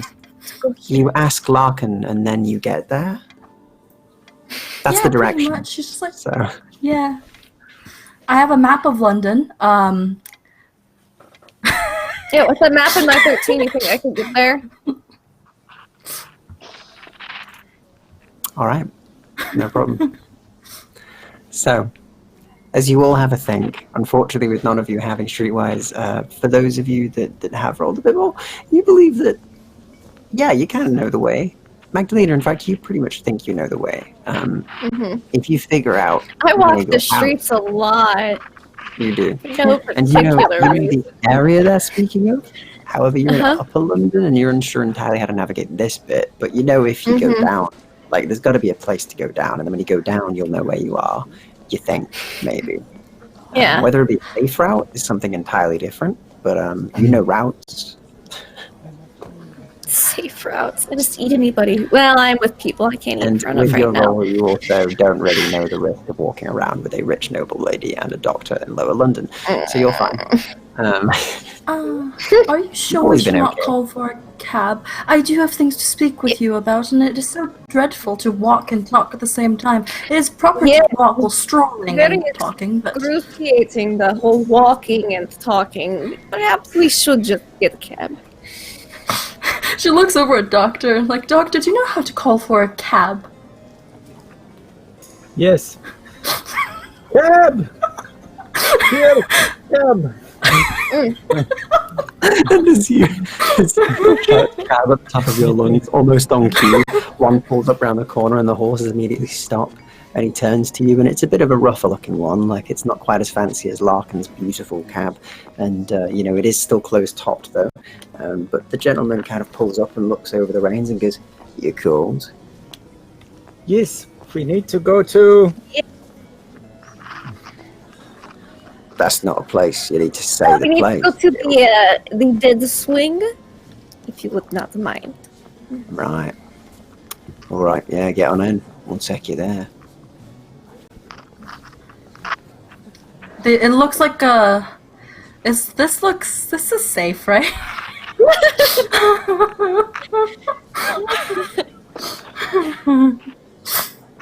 This is safe. The doctor will open the door and Looks delicious. help the ladies in. Okay, so you're helped Yes, in, like, and this the is cab safe. itself is not as comfortable as your own, but it's okay. Okay. And soon afterwards, the wheels begin to move, and you're hit by a cacophony of sound as every single rock that they go over, every single paved bit of land they go over, is just a rattling the entire way. Oh, go. this is rather dreadful, isn't it? It was this or walking. Well, I do have something to tell you. It is rather hard to hear my own words, though. The place we're going to, I was like, Magdalene will belongs to the just mob. sit in close. Kind of lean in. Okay, cool. Yes. Brilliant. So could you give me a wit check as you're trying to listen? Can I concentrate? Not on wit, unfortunately. But it will. Oh, that's right. Wit. I don't know why I was thinking well. 15. Okay. You hear it's owned by Mom. Or it's owned Lord Bach. Yeah, it's owned Lord Bach. Your mother owns the place? And that's what you read, is you manage to go there and never get the full sentence out of her the entire way. Every time that you get to that point, like a horse neighs, or some town crier shouts, or there's like a thing that shatters near your car, or you go over a bump, and the entire way you get interrupted. It takes a while, it's quite a long ride, but they take you down into what seems to be a lowered section, and then you hear the grinding of gears, which is even louder as you're lowered to Lower London, the city that lays underneath the erect new city, and begin to make your way through many shady-looking streets. Speaking of shady-looking streets, already ahead of them in Lower London is Tilly and Miss Fairchild, who have made their way around many horrible, horrible-looking streets as you wind your way around and begin to get towards what looks to be a very rough-looking area. A lot of the houses here are kind of packed in together. There's sort of dirt on the road. It's heavily packed with waste and the like. There's a lot of people who are looking around very suspiciously at the fancy cart that's going through, and you do see Larkin out of the window getting a lot of sort of stink eye from the locals. And you do see a couple of constables who are stood about, sort of club out and in hand actively, who look very threatening on the street and keep an eye on everybody that's around. But eventually, you round up and he parks and he goes, "Right, this is about as safe as I can get. We're outside the constabulary." Oh, lovely. Mr. Merritt, do you have any weapons on you? Yeah, I have a couple.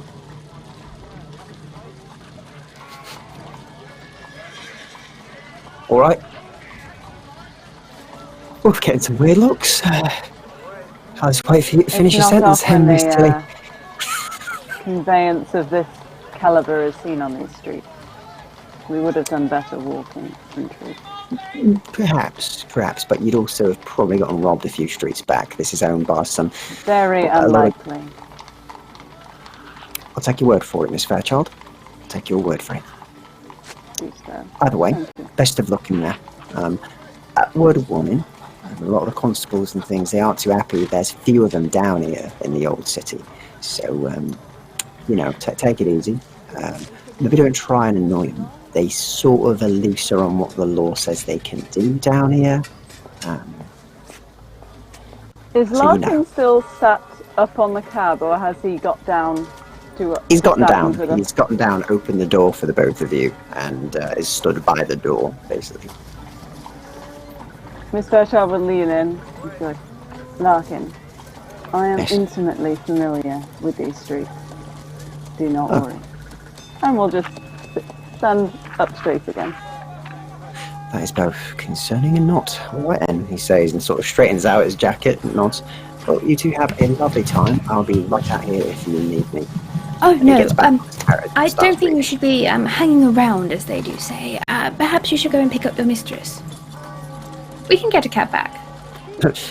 Miss Tilly, I don't have a mistress.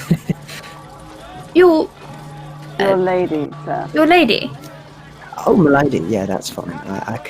I mean, yeah, sure, I'll go back over to that way and see what they're up to then. Very well, Miss Tilly, Miss Fairchild. Her have a safety lovely is time. obviously paramount, but I definitely appreciate your concern, Mr. Merritt. Of course, of course. Miss he Griffith, says did you imposing. have a question about weaponry? Oh, I just wanted to Pressing. see if he was okay for weapons, because otherwise I would have given him a knife. I Just know, something. I've got a few. That's A shrewd excellent. decision. Excellent. Right, well, I'll good make day. my way off. Good day. Good luck. So Make he gets haste. back on Godspeed. and begins to ride out. And you're stood outside of the constabulary of Whitechapel. Lovely. Right. Let's go. And Tilly will head on inside. No worries. We'll just follow in her wake. So you walk on in, and as you do, you're met by quite a few looks as you make your way in, and people seem a bit suspicious of you. Most likely due to the fact that you're walking into the constabulary in Whitechapel, which is a very rare thing for them to have willing people walking in this place. And you're both very well dressed in comparison to what they used to. And they look at you and sort of give you a nod, and there's a lady behind the desk who gives you quite a skeptical look and a nod and gestures for you to approach. Do I recognize this lady from anywhere? You do not, no, you're not really down this end much. That's fine. Yeah, she'll approach. Give a very polite smile. Hello, miss. We've come to her. We have a few inquiries about another crime that we're investigating in the upper end. We heard that Whitechapel were the ones who took it over. Oh, so you're here to speak about the murders? Is that it? Indeed. Yes. Right, well, right, yeah, you'll be in luck on that. There's a lot of people coming in saying it's the Ripper. You know it's not. Oh, no. Well, those murders are very interesting, but also the... and she leans in. The museum murders. Oh, right, yeah, that one. Yeah, no, we've heard a few of them. Yes. It's a most curious case. Oh, it is. It is indeed a curious case. Been a few murders around recently that are a bit more dangerous, as they call them.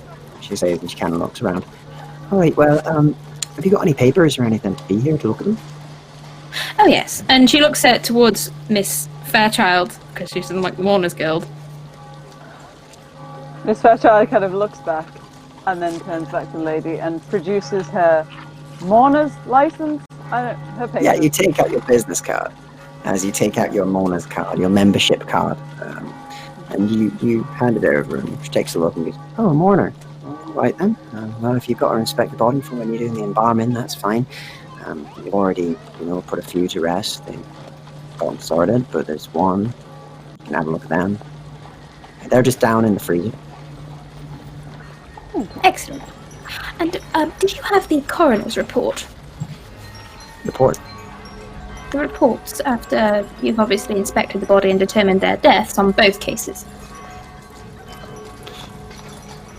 Sure. Yeah, I'd go and talk. Because obviously to you them do have a about- chain of command and you have a proper procedure that you follow. Of To the course letter, we of have a course. chain This of is a command. law.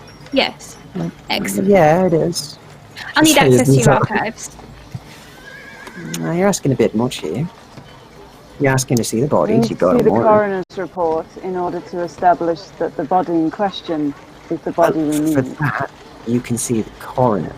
Because Excellent. I'm not coroner, I'm a receptionist, and there's only so much I can do. Like you said, chain of command. I'm not And particularly she leans adept forward. with the living, but Pass the that is why test. Miss Well Griffith is... Understandable. I'd say head down, you'll find him. He's obvious, he's got the bodies and stuff usually. That What is your tends to be name, a miss? giveaway. My name's Nettie. Nettie Bird. Well, it's a Nettie pleasure Bird. to meet you, Nettie. Miss Bird, if you will. Miss Bird, of course, Miss Bird. Right. Yes, pleasure to meet you, Miss Bird. I'll give you a glowing okay. recommendation. And Thank you. she'll head off towards the breathers. Okay, so you head on Just down and lean you in. get a little look. Oh, go on. I just lean into Ness and be like, do keep the card, miss. in case you're ever in need. And we'll Thank just you. step back. That's incredibly threatening, she says, and puts it away in her sort of jacket. As you make your way down, and you make your way down towards the freezer, as they call it. And as you do sort of meet a big metallic door. And at the top of it, it does say coroner's office. In brackets, the freezer is attached with a bit of cardboard. Tilly will put a dust mask on, just out of habit. Being around dead people is strange. And just give a polite knock. You knock, and soon after you hear a resounding click on the other side, followed by a "come in." Certainly. And you head in. Follow after her. And as you do, you walk in, and you're met with a big metallic room.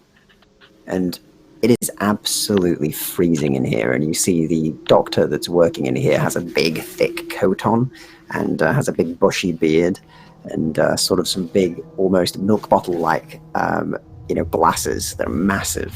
And he looks at you, bald-headed, quite short, big beard. He kind of nods. And you can see there are indeed 2 bodies on the tables at current in various states of being worked on. And he's still got bloody gloves on as he kind of looks over at you and goes, "What would I do for you?"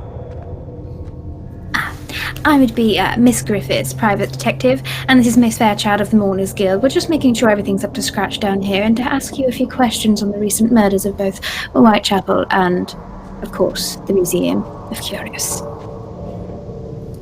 He just nods that at you, is- but stays quiet. Excellent. So, which would these be then, these unfortunate members right here? He sort of goes over to the toes and just looks at a tag. Without written on them, but that one, that's from me yesterday night. You can tell, because it's a mess. That one, he says, and points to the other one that seems to be sort of a middle-aged gentleman. That one doesn't seem to have much wrong with him, so that'll be from the museum. Excellent. What did you do with the other bodies, my good sir? And what is your name? We burn them. We don't keep them. And, unless they want burial, then they do that, and they call a mourner and all that, which is why I thought bury her. Yeah. As for my name, my name's Ivan Douglas. Mr. Douglas. Lovely to meet you. Sorry for invading your workspace in such a manner. I'm just here to get a few answers to a few things, I'm sure you'll understand. Oh, I'm sure I do, but nobody comes down the freezer. It's just about to have my lunch. Oh, well, excellent. I do believe, and she pulls out a few of the cakes that she has left over from Miss Berkeley. Perhaps if we go somewhere a little bit warmer, we can have a little chat and maybe look at these coroner reports. I brought cake. Reports? Yes, it is custom to write a report after such a death, especially a suspicious one as a homicide, so that it can be referenced for detective work later on. If you're not doing such a thing, please be forthcoming in such matters No, of we don't great do report. that. You see, murders, they happen all the time. I mean, I could show you the number of them. It's like most of those drawers, they're filled with deaders. Yeah, we don't do reports down here. So you don't record how they died, what toxic substances may be found in their bodies? Well, You must remember these murders, at least one of them, was found in the upper end, and we have a different way of doing things up there. Things are done properly. I'm trying to Yeah, but we understand. fobbed off to us. Your district just took a to rather step- interesting little... What was that, sorry, Miss Fairchild? Miss Fairchild just takes a step forward, like slightly behind Miss Griffiths, and just kind of like looks at Douglas. Is like, unfortunately, they have a different way of doing things up there. No, do they? My Yeah, I apologies. get that. No, it's all right. It's all right. I mean, I'm sure you understand. It's just can't really afford that down here. Any information you've got just coming to mind would be Yeah. more I than mean, advantageous to us. yeah. I mean, cake sounded good, and then besides that, you seem polite enough. I mean, And I know, Miss Fairchild it's all will in produce another cake from a pocket. Okay. And it's one of the really fancy ones from the first night. Slightly stale now, but it's there. Yeah, he takes it. He doesn't really clean his gloves or anything. He just takes it and kind of gives it a nibble. And she kind of shrugs and is like, advantages to working topside, I guess. Yeah, he says and pops it in his pocket. I'll have that later. Yeah, that sounds good. Yeah, right, so, details. Unfortunately, Miss Tilly, is it? We don't really record things down here. We don't really track things. That's sort of a up there thing. They have the budget, you see. But I'm not paid to write, so I don't write. But I do remember everything there in the novel. Ah, you're like me then. Wonderful. I was wondering... No, I'm not. No, you have an excellent memory, sir. That is what I'm saying. You're a smart It's okay. man. Good. It's decent, I'd say. We'll take decent then. What can you tell me about the bodies when you found them? Were you there at the crime scene? I mean, which one? And if you're trying to implicate me, I didn't murder anybody. Of course not, sir. Of course not. No. We're just interested into why Whitechapel wanted to step in such an area, you see. You're asked. From what I hear, a chief were asked to go up and deal with it, and so he dealt with it, and then he came back here, and we obviously took the bodies. See, between you and me, if someone wants something to be quietly handled, to just not be dealt with, they bring it to Whitechapel. That way, it just kind of gets swept under the rug, along with the other 10 killings a week.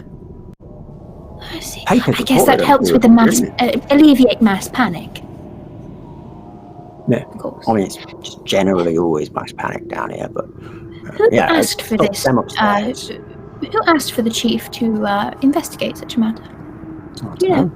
I was told chief said that he was investigate. He says and kind of goes back in his pocket and pulls out the cake again and takes a bite, and you see some of the congealed blood wiped on the beard as he puts it back down. And were you there at the scene when they found the bodies? Were you the first to inspect them? Yeah. For the museum one, we'll go chronologically. Museum, yeah. I was one of the first ones there, miss. Well, remarkable, really. They were just sort of laid there. Have you seen people who've had heart attacks before? Yes, I have. But all three in one place. Rather strange, is it not? Pretty weird, it's down there. I think it's something like the work of the devil, that is. Don't see people having heart attacks that much. And up there, they eat better, so they don't even have that problem, really. It seems that when I inspected them, it didn't seem, aside from, of course, them all having heart attacks at the same time and all that sort of thing, didn't seem too strange. As in, they all had heart attacks, but they all matched that description. All the signs, all the symptoms, everything else seemed natural. But and she goes over to one of the bodies and pulls out some rubber gauntlets and just throws them on and begins to inspect the body. And there's no burn marks on any of the victims. No, I could tell, he says, and goes over to one of them and just sort of kind of opens it up a bit and kind of shows you the skin and the rest, and kind of goes over the bodies with you. And he kind of begins to inspect. He goes, the outside, no signs of any damage, no signs of anything else.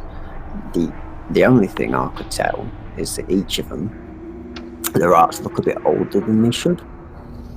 Maybe they just led bad lifestyles. Might even be the smog up there, but I've heard that, Upper London's got better with that, right? It's not smoggy up there. A little bit, yes. Yeah, so it's almost like they had, there's a thing I've read about recently, it's accelerated decrepitude, I think they call it. I got to know more about it, but it's like that, but just the art. Do you know of any chemicals or such like that would cause such a reaction? A chemist, I just cut open bodies, miss. That's very fair. Would you allow me to take a picture of these hearts for further look upon later? I want to discuss such a thing with my colleagues. Thank you. And she begins to set up the picture box. I already have some pictures for them. I'll take pictures of all of them. Oh, well that would do in place of a coroner's report on your budget, obviously. That would be wonderful, yes. Yeah. Budget? Yeah. Caesar kind of just stands awkwardly. And she'll like ask to see the pictures of the bodies, the crime scenes, and everything else. Yeah, so the crime scene pictures he doesn't have here, unfortunately. He says he's going to need to go and see the chief to get those. But he does give you pictures of the bodies as he sort of opens up a briefcase that he has and just takes out a few pictures he's got developed. Mm-hmm. And then takes one back and goes, "That's what I want. There you go." Yep, she'll take them and she'll put them away. And go over to the other bodies. Now, these ones, who were these gentlemen? We know the other three were guards, but what happened? Who was killed here? Well, that's your first mistake. You see, that ain't a gentleman. He says and points to the other corpse, which is a female corpse. And it's all right. It's hard to tell when they're all, Opened up, yes. Yeah, like a macabre flower. Me. Maybe you should be a poet in your spare time. I am. Wonderful. Maybe I've read your work. Moving on, though. This fine lady, who was she? Do you have any identification on her? Was she perhaps one of our own, in the law? No, he says, and sort of just gives you a bit of a look to say, like, yeah, right. No, she's a worker. Oh. Yes, I heard something in a paper about the Jack Ripper. Yes, Jack the Ripper, that's the one. Yeah, it's old business, that is. But yeah, no, I remember those cases. Yeah, I was a young man at that time. We used to do things a bit better around here then, but, butcher of a fiend or devil or whatever it is. Yes, and he would target, ladies of the night. It's a very polite way of putting it, miss, yes. I I do don't try and expect be you polite. high lives to politely put it so such in a good way. So, They have to do what they can. I can sympathise with that much. Were all three of the victims such ladies? No, two. Two of Two them. were like them. One of them was a gentleman, a bit strange. He was I think a traveller. He came from, he said that he came from outside the city, at least from the witnesses that they questioned. But they said they didn't really know why he was here. Pray tell, what was his name? Oh, I don't really know. We just know him as Travelling Man. Did he run a sort of fair or circus? No, I think we'd have noticed that. Right. Or cattle Quite a lines brief. and things. Okay, if you have the bodily pictures for those as well, perhaps I can take them away and get some more clarification elsewhere. Yeah, he goes back into his suitcase and he takes them out. He pulls out his sandwiches for the day and makes sure to look in, and then takes out 2 pictures and then puts his packed lunch back in and closes it. Yeah, she takes them. Miss Fairchild is going to be creepily examining the flowery body. Oh, Just yeah, okay. Quite closely looking at it, glasses down. Okay, no problem. Can you give me a Very forensic science? comfortable here. Oh, I don't have forensic science. She's just creepy. Or in which case, that's fine. You just be creepy. Yeah, she's just being creepy. Oh, that's an excellent idea, Miss Fairchild. Let's look at the bodies a bit closely. Okay, so if you can give me a forensic science, please, Tilly. I can. Yes. Yep.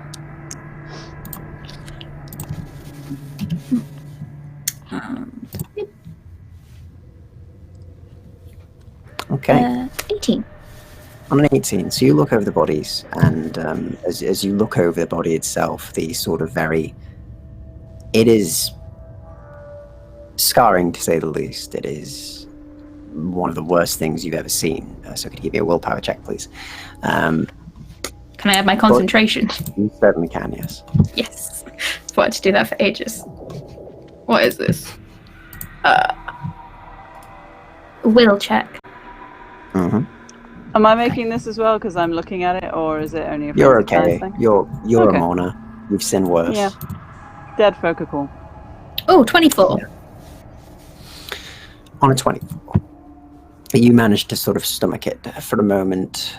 You're feeling a little ill, but you don't get too scared, and you don't look away. You continue to look at it, and you work through. And as you do, you determine that It is messily done. It is not very surgically done, such as it was reported with the old killings. But there are multiple knife wounds. There is what seems to be strangulation wounds, sort of marks around the neck. And you see notably there is no heart. It is the only organ that has been removed, but there is no heart, but it has been messily carved out. No finesse to this, nothing that would mark it back to those killings, or perhaps it would, but they're sloppy. I do believe this was a Passionate crime almost. of passion, I say to Miss Fairchild. I imagine not, Jack, then. Oh no, he was much more surgical in his work. And, Mr. Douglas, this is definitely not your work. I've seen a few of your other bodies, and they are much better done and worked on, as she points to the gaping hole Thank where the you. heart would be. That isn't mine. No, I wouldn't do that. No, that would be an insult to a do that? coroner. Exactly. Yeah, that says and just continues to sort of eat his cake. Can I just read him to see how if he's trying to hide anything in particular, because he's very strange. That's a very broad category, but yes. Yeah, just to see if he's like, Just give me a wit check, please. yeah, that's fine. Ooh. That book is on that. That's not good. Just 10. Okay. You try and read him, and you're trying to see if he's hiding something, and the answer is yes, probably many things. He's a very suspicious-looking man. Okay. But he's not seemingly trying to hide that he has secrets. It's just a part of him, seemingly. Okay. He's the coroner of the Whitechapel Constabulary. You know, he's like the lowest of the low of coroners, basically, in the ranking of things. So, Okay. I'll take another look over the other body just for good measure before I say my goodbyes. sure. Can you give me a forensic science check, please? Yeah.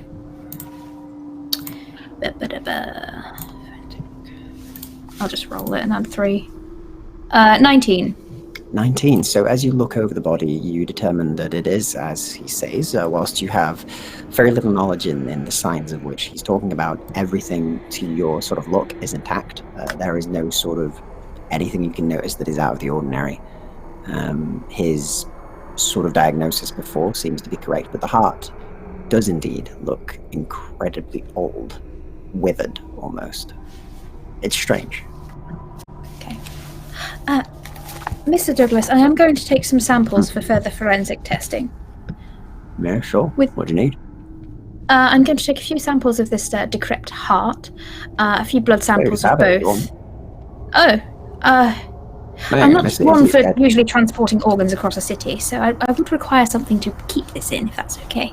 Yeah, I have a box. He says and goes outside and gets like a little wooden box, and he just kind of gets a bucket of ice and pours it in, and then just holds it out to you. Here you go. Oh, you are most generous. Thank you very much. Yeah. And she'll begin cutting away at the heart. He kind of looks and says, I'll sort that. He says and goes in, as he's actually a surgeon, and begins to actually take it out. I'm not actually one for the surgical arts. Thank you. That's fine, you're not a surgeon, aren't you? He says, and he takes it out and pops it in the box for you. Lovely. Would you mind just taking a few, I know it would be congealed at this point, but a few blood samples from both would be wonderful. And maybe some cerebral spinal fluid if you have any. Alright. He says and gets on it. And he'll continue to do that. And eventually you do have your sort of collection of very grim things that he gives you. Lovely. Doesn't take him long. Anything you'd like to do? My services are usually required later in this process. I think we're done here. Everything up to standard? I wouldn't know for 3 days, and I doubt we have time for me to vigil these poor individuals. Perhaps not. Well, Mr. Douglas, and she hands over the, she takes off, or she disinfects. Do they have disinfectant anywhere? Yeah. Okay, she disinfects her gloves, takes them off, and hands him the little box of cakes. Thank you very much for your time, sir. Oh, that's lovely of you, isn't it? Thank you, he says and puts it on the side. Don't tell anybody that I let you take things. My lips are sealed. I mean, because no one's going to take my job, but Makes me look better. Of course.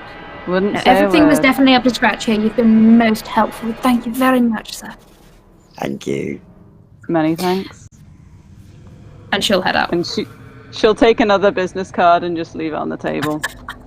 Oh, another one, he says, and he puts it away in, like, he takes out, like, a drawer, and you see he's got, like, tens of just cards, and he puts it right in the middle. And just closes up the drawer, and then waves you off. And you manage to leave with your samples. Anything else you want to do at the office whilst you're here? Yeah, I'll turn to Miss Fairchild. You were excellent down there. I didn't know you spoke that, lingo. No, you spoke poor. And there's that moment of I'm talking to a rich person, just kind of, no, it's not something one often offers in my line of work. No, I see. It was most helpful. Thank you very much. Mm. And with that, Perhaps maybe you would have more sway with the chief. I doubt the same methods would work with a man of rank, but we can always try. That we can. and I as you like your both attitude. continue to make your way up the stairs and towards trying to find the chief, we will cut back to Delilah, Magdalena, and Dr. Varux, who at this point are arriving outside of the seedy bar. And it does say above it, there's a big sign with big sort of massive letters that says The Dead Swing. And it's a picture of, there's like a skeleton that's been drawn that's doing some sort of strange dance. And has like a very fancy hat and a bow tie. It was a cute play on word Mickey decided to go for because, you know, electro swing. She kind of gets off the car. Pardon? Electro? What's both of those words? You'll understand when you go Electro swing. in. As I was trying to say before, by the way, dear, as I kind of motion over for the doctor with my fan to kind of come in closer to huddle a bit. This belongs to the mob. Be on your best behaviors now. I've heard of such people. Yes, they're not pleasant. Please be pleasant, though. We have to pretend. I am always pleasant until I am not. And most importantly,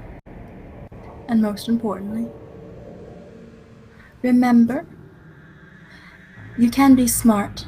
You just can't seem it to those men. Okay. And as you're all stood outside of this, and your carriage driver doesn't wait for you, he just leaves.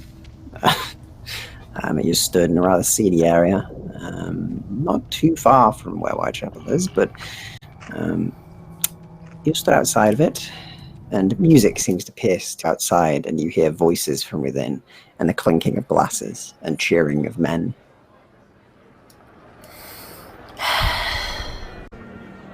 I plaster on my smile.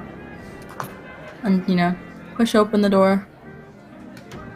And as you open it, you hear the sounds of singing, and you see dancing, and you see different collections of people stood about. And you see a piano that's being played, and a lady that is currently singing a song, a very strange style of song, a very crooning voice. Is she You hear ill? strange brass noises as well, as they're seemingly playing these strange brass instruments in here. No, that's just this type of style. Most importantly, do you even know what Mr. Fleming even looks like? I assume he looks old like his wife. It doesn't That's a take good long point. until you approach Delilah, as a gentleman sort of wearing a suit with his collar slightly open. He looks a bit askew. He sort of takes off his hat as he walks up to you and gives you a smile. And you know him. His name is Johnny. His name is Johnny O'Creel. And he walks up and goes, Hey, Delilah, I didn't expect to see you back here. I thought you Well, you you were know. coming in a few days. I mean, Mickey's going to be so happy that you're here. Oh, I'm happy to see you too, Johnny. It's been a Well, while, sing. hasn't it? You're going to perform. No, not today. Trust me, Today's you're gonna more of perform. I'll a... make sure to tell him you're going to perform. No, today's more of a social visit, Johnny. Right. Please. Right, yeah, sure it is. And who's your strange-looking friend here with the white hair? And, of course, well, hello. He says he spots you, Magdalena. And she Magdalena might does use stick out a bit. She's a little tall. you, Hello. might use I am Magdalena Deville. You got an accent. Where you from? Like Germany or? Romania Right, that's near there, yeah. is close. Yeah, close enough. Yeah. You know how it is. But yeah, it's good to see you. Yeah, I'm Johnny O'Greel. It's It's a pleasure to you. meet you. Yeah, it is. So, are you friends with Delilah? Yes, we are friends. Perhaps you could tell me, this is my first time here, perhaps you could tell me about establishment. Oh, I would love to tell you all about it. How about you come with me? We'll get a sink, we'll get some drinks, and we'll have a nice chat while Delilah goes and does her social visits. Oh, and of course, you, Mr. Whitehair, you feel free to go and get yourself some drinks. Some of the boys will sort you up there near the counter. They'll get you some nice stuff. Yeah. Yes. I'm Sort of actually looking sniff for loudly. someone, Johnny. Yeah, who you looking for then, Delilah? Should have known you were coming here just to chat with me or Mickey, but yeah, speak it. I'll see if I can help you. That would be really nice of you, Johnny. Have you Alright. seen a Mr. Clyde Fleming somewhere here? Oh, you mean the writer? Yeah. Why are you even interested in him? He's a washed-up old Englishman. You know what they're like. They write. Magdalena gives a look over his shoulder like, he is old? Like, yeah, I had that part right. Yeah, exactly. Well, I like the things you Right already. It's write. like what, buddy? It's basically a career. Mainly because life So what do you expectancy know him? is about 30, so you know, you're doing well. Well, have you seen him? Yeah, I saw him. Yeah, I was just watching him a little while ago. He's not a good person to be around right now. He didn't pay up. So, Mickey and Ricky and the rest of the boys, they gave him a visit. They ain't been seen since, that's for sure. Well, do you think we can at least find Mickey and Ricky and maybe convince them so I can see him? You want me to convince Mickey to see you? All I need to do is say you're here, Miss Berkeley. Well, then let him know I'm here. All right, you do. But when I'm done there, I'm going to be happy to see you and tell you all about this place, Miss Magdalene. Yes. Of course, you white hair man, you can get what you want. Anyway, he says and seems not bothered by you. Turns around and goes, I'll be right back. And he gets walking off and sort of shouts across, and you hear the occasional distant, "Oh, Mickey!" Doctor suggests a whiskey. You do not like that one, no? I don't... No, I like all of them here, actually. Magdalena. They're all wonderful okay. people. I give her a look, like... My eyes are dead inside while I look at her. She'll just kind of get real close. How much do you like that one specifically? How much do I like that one specifically, GM? That was old Johnny O'Creel. Johnny O'Creel is he's nice enough to you, but he's sort of got a bit of a reputation. Very violent. He's sort of got that Chihuahua syndrome, where he's like he's quite a small guy. No. So he's gotta make up for it, and he's like very sort of violent due to that sometimes with all that. But normally he's quite nice. He's got a bit of a liking for the women, and he's a bit of a sleazeball, but aside from that, he's been pretty pleasant with you. Yeah, if that's the case, she just kind of like whispers over to her from like behind her fans, like, well, he's a sleazeball like the rest of them, but that's about it. He's nice enough. Okay, good to know. Thank you. But if you were going to, I don't know, find a partner in them, I think your current one is much better. I would quite agree. I don't know that you're thinking about something else when you're praising him. No. No, sorry. So soon after, unless there's anything from you, Varuk, or do you go and get a whiskey? Get a whiskey, doctor. Get a whiskey.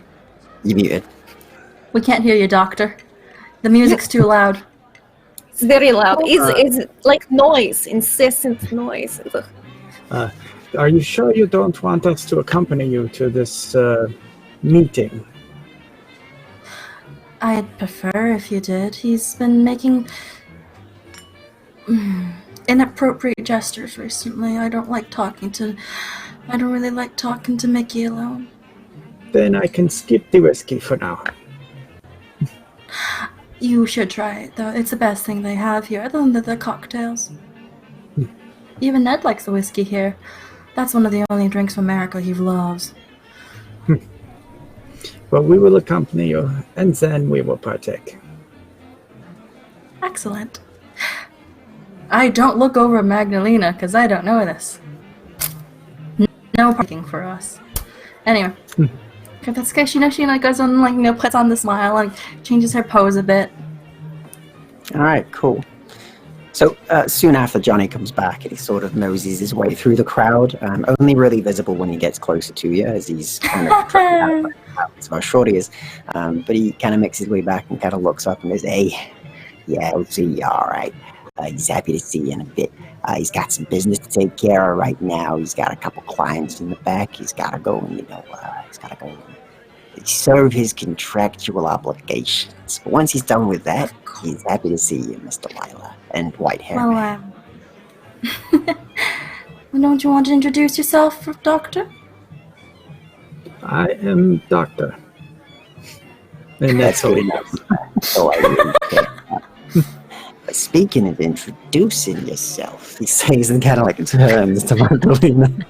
How about we go and find something nice and we'll get us drinks so you can introduce yourself and I can show you some American hospitality.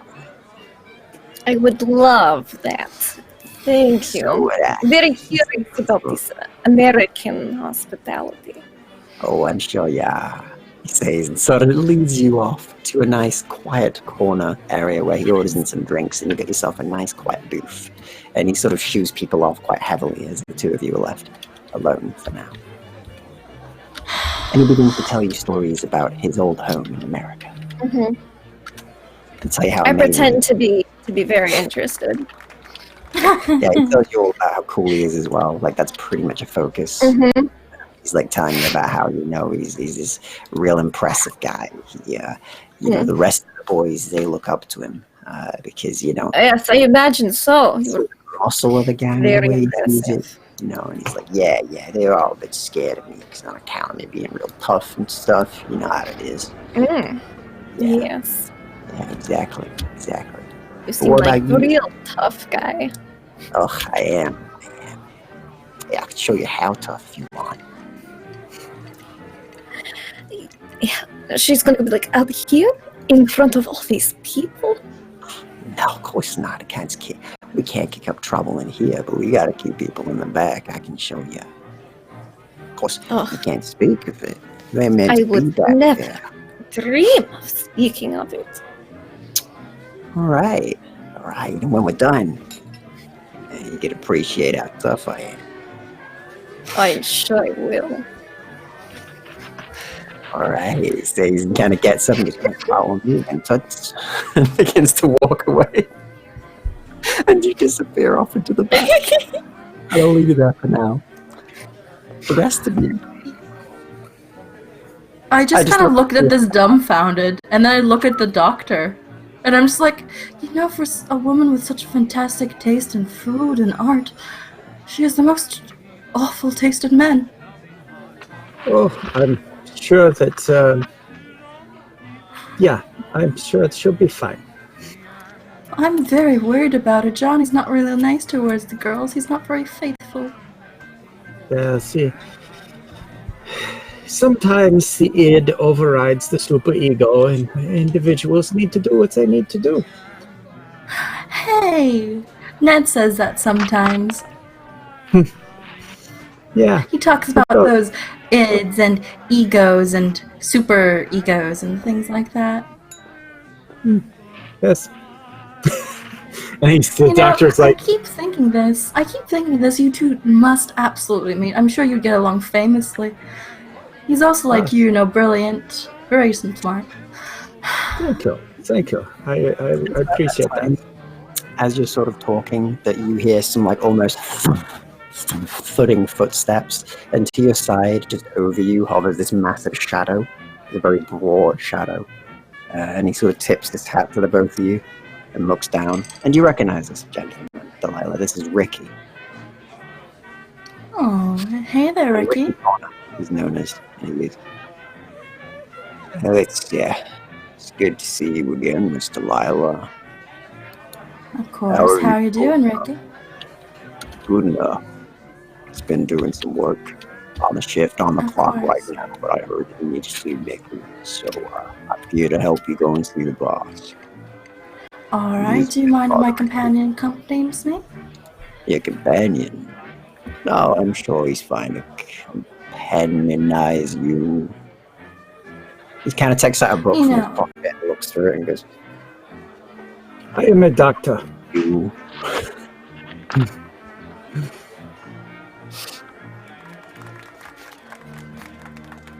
Still, Doctor Delilah, follow me, he says, and begins to stomp out. Thank you, Ricky.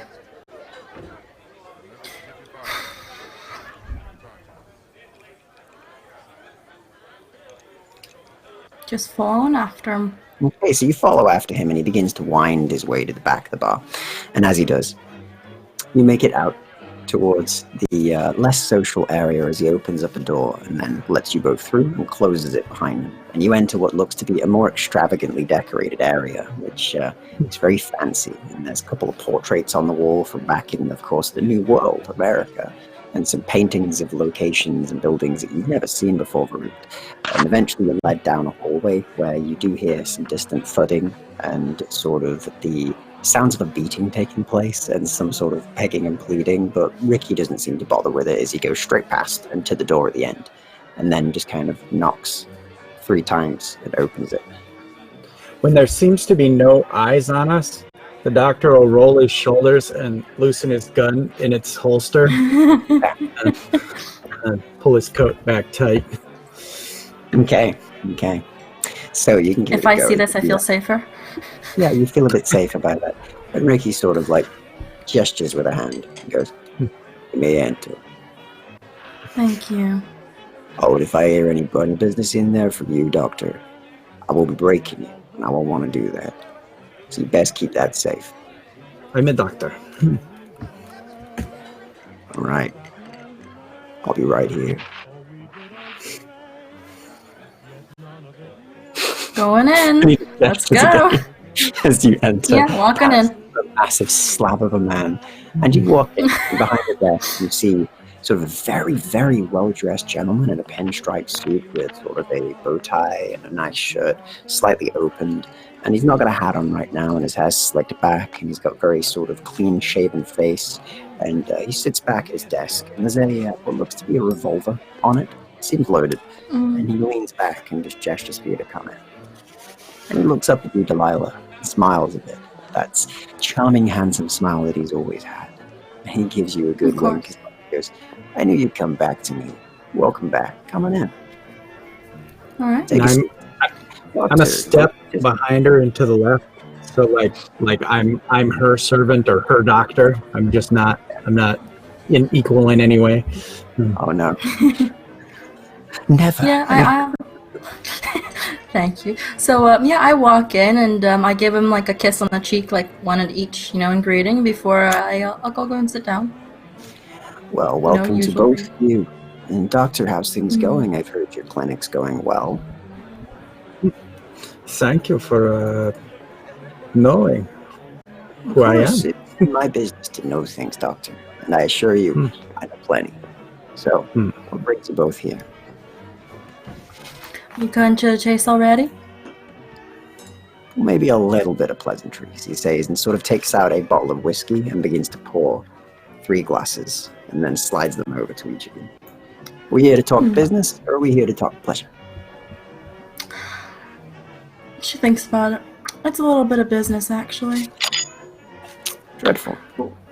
So what is it? Well, I heard that little Mr. Clyde Fleming's been giving you some trouble. Oh, Or yeah, he you've been did. giving him some trouble. Yeah, we had Johnny work him over a little earlier. We just had Ricky give him a go. I'm probably gonna send a couple of the other boys in soon as well. Why? Did you break any of his fingers? He's a good writer. Only the ones he needs. Alright, as long as they're still intact. I rather like him as a writer and I want him back to the writing stuff. Yeah, he'll have to be a bit more left-hand primary, but I think he'll be all right. Alright, Still, and what's your, how much does he owe? Look, I know you your can- way of talking, darling. You do, but the way I see it, darling, you don't have access to your husband's money anymore. So you ain't got anything to offer me that I haven't already got. He says he kind of sits back and smiles at you in that same sort of sinister way that you know. Well, you don't got my time outside of this place, now do you? It's just a matter of time. You could get it earlier rather than later. Shame that Arthur's gonna stay there. All right, yeah, my curiosity. So go on. What do you need him for? How important is he? Important enough. I rather like his writing. And I have a couple of things I want to ask him about. He's rather important to me, actually. Well, if you want to ask him things, know, he's nice and loosened I've up. gone You into can just reading. go and do that. Yes, but I like him not stressed. You tend to make people so stressed, you know that, dear. Oh, you kidding me? Ricky made him real relaxed. No, that's Ricky, not you. Well, I ain't gonna tell you. Please. I quite like my hands being quite nice and pristine. Besides, I got boys for that. Yes. That is true, you do. But more importantly, I'd like to get to this author. I'd like to see him back to his wife. She's an adorable lady. She deserves to have her husband home. Yeah, well, he'll be home all right. Alright, and I'd like him sooner. In All right, exchange, I'd be so- happy to spend more time with you. Maybe work more money for you here. All right.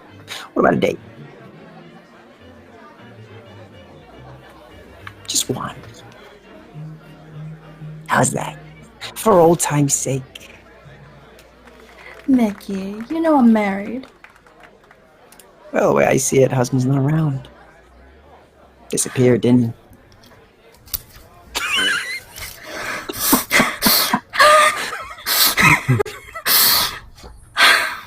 Okay. Infuriating enough for you? No, just a bit. Okay, player's upset. Characters, okay. Delilah just kind of smiles, like her first smile's a bit frozen for a moment. And she kind of thinks about, how old times are we talking? Before or after the 4th whiskey you gave me? You could decide that on the date. I'm just asking for your time in a nicer way. We could have a meal, we can go and see a show. It'll be nice. That's all I'm asking. Just some time. You know, I don't get to relax much being what I am in this place. Very busy, very busy. Some of the other gangs in this place are quite active. This entire time she's making like side plating glances at the doctor's like, save me. Oh, because actually in the doctor's head, he's like, extramarital platitudes. I understand it. It's the way things should be. And he's psychoanalyzing the whole situation. He's not, he's not judging in any way, shape, or form. And so then when you're like pleading, glances. The doctor's got nothing to offer him is the problem. And I'm yeah, not I know. exactly. She's just like. Could I can't offer up you, Magdalena. Yeah. One evening of my time will never bother you again. Throw my vampire at him. Half vampire. Half them. Our teammate.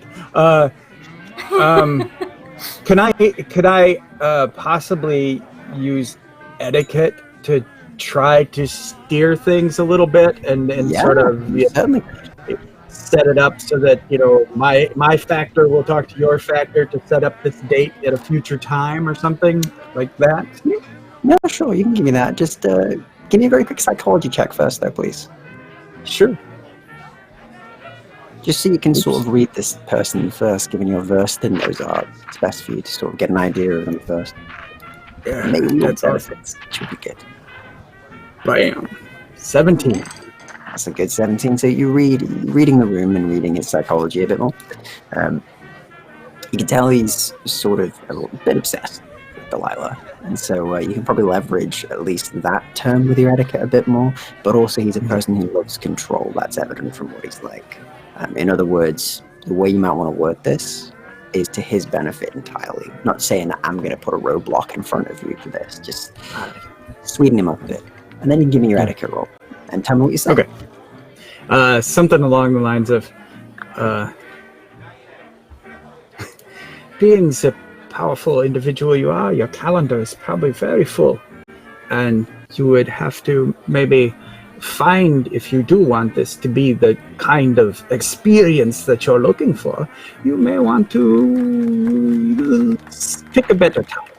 Maybe a week down the road or so. Let the lady set up some more things beforehand.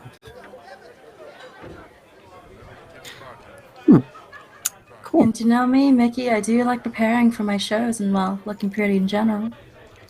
He sits back and he sort of takes a sip of his whiskey and considers you for a moment, Doctor. And looks over at Delilah and back at the Doctor. The current right. Mentis. Oh. You don't need to speak anymore on it, Doctor. You made a good argument. It's good. It's good. Sure. Sounds like a plan to me. But I have one condition for this. If you want me to be able to find a time that's free, Doctor, and you're so keen on giving me that time that's free, go and talk to one of my issues. A bit away from here, a few blocks away. There's a gentleman who goes by the name of Robbie Carr. Go and see him. See if you can get him to move back his operation a week. If you can do that, I'll give you the gentleman back completely fine. Wound-free-ish. We won't hit him anymore. One Robbie Carr for the other. Well, just push it back a week. He won't come here. Okay, 1 week. You? He holds out a hand and shakes it. Good. Good, he says and smiles at you both. Well, go on. I'm done with you. Alright, then. Auf Wiedersehen. Good day. And as you back out, meanwhile, we will cut to the police office as you both finally arrange your meeting with the constable and you manage to make it into the chief of police. And as you make it up to the study of the chief of police, you can hear sort of the distant noises of the city outside, and you can see he's just yelling at somebody at the moment. But as he finishes yelling to somebody and they're sort of sent out with their tail between their legs, so to speak, you then see the gentleman is a bit older, big sort of handlebar mustache, very grey, and he sits back his chair and just kind of groans and takes a sip of a cup of tea and then gestures for you both to come in. All right, what we got next here? Come on in. What can I do for you? She hands Good over one of her cards. Mona. All right, Mona. Very good, he says, and puts it with the rest of them. Right, what can I do for you? We've been asking about. We've been looking into the incident at the museum. It was a most unfortunate crime. Dreadful scene, that's, yes, exactly. Weird, isn't it? 3 people having an heart attack at the same time. Yes. Bloody weird, guys. Yes, their hearts just seem to die in their chests. Yeah. I was curious. Yes. Is that all? We have been contracted to find out a little bit more about it, and we know that your party stepped in. We just wanted to come on friendly terms, and she, sorry, you look like you've had a stressful day. Would you want a little nip of whiskey? Kind of looks outside to see if any's passing, and then looks back at you. Can you give me a charm check, please? You can have a +2 as you're applying whiskey to the man. Give me a second, let me just see what I've got. Okay. I don't actually have charm, unfortunately. You have charm as a stat. As a stat. I was looking for it in my skill going, no. No. Okay, that's easy. That's a +5.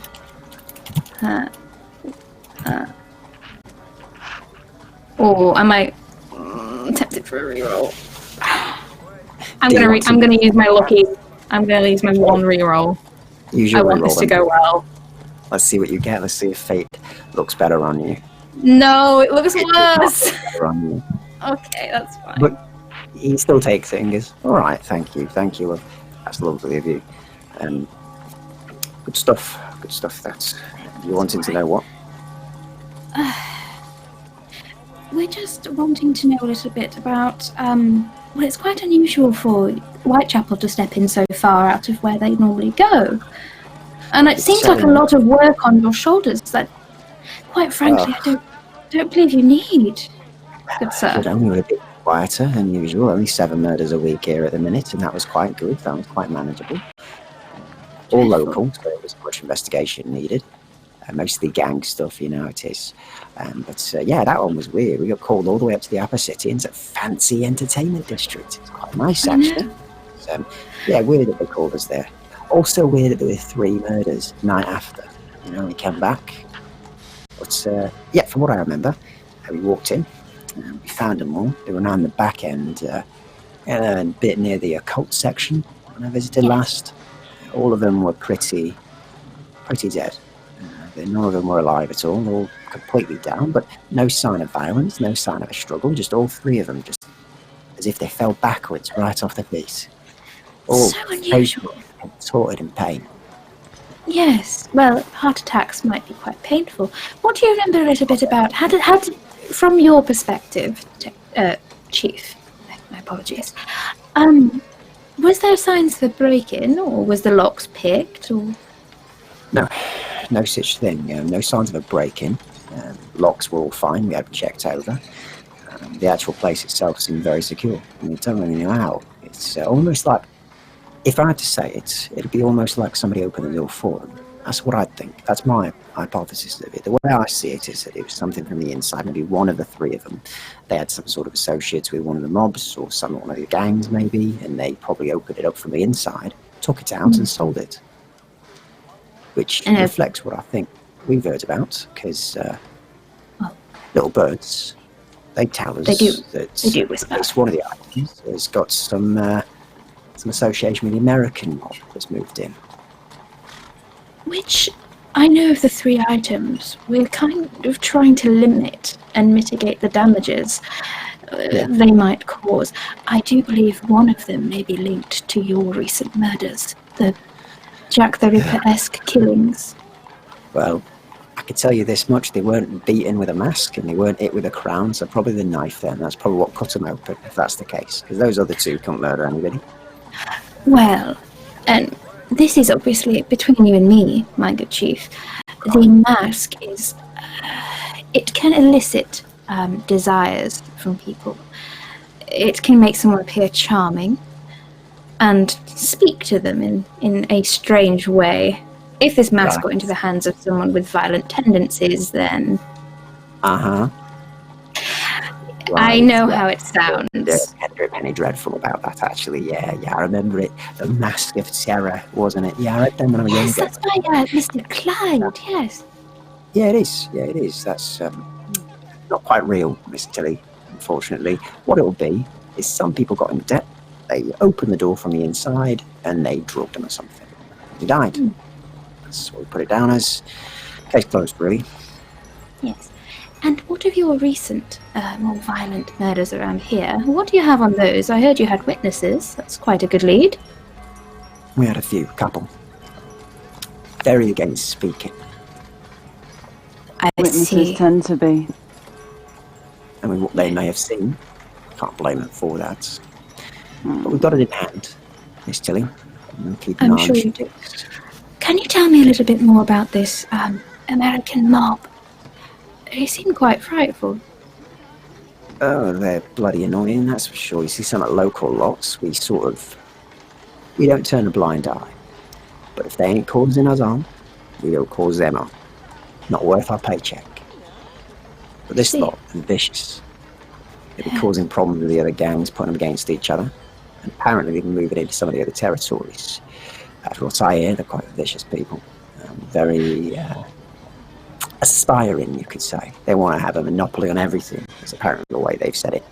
Rather than having a district having their own place and keeping to themselves and their trades, they want everything. Embezzling, thievery, murder, drugs, and everything. And they've been doing quite good from what I've heard. We can only stop so much of it. It's a big city, this, and we've only got a small office. Not like Upper London. They have a lot of us. Down here, law ain't as simple. No, I can sympathise.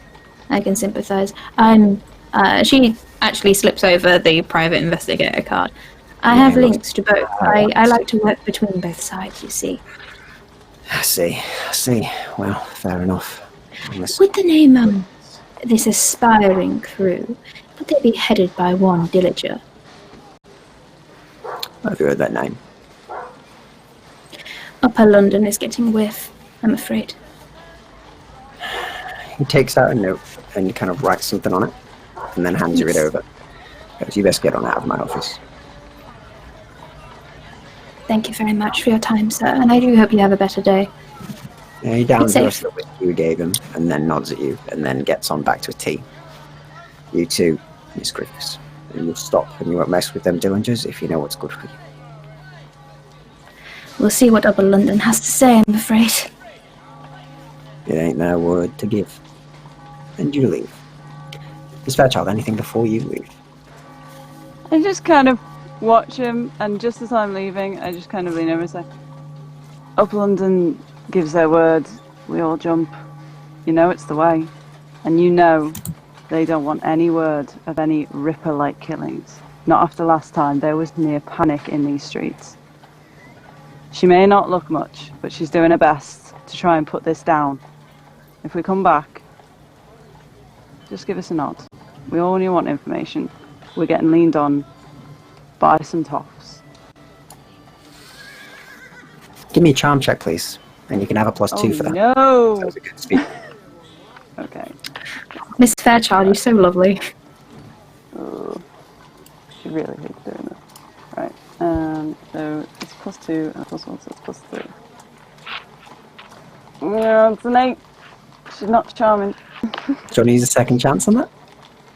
It's like 5 minutes off the end of session. Oh, go on then.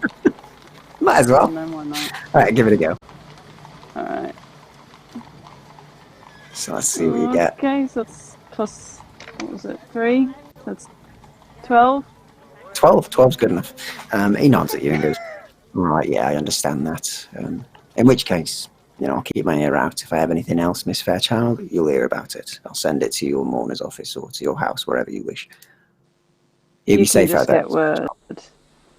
I've got people down here. Just get word.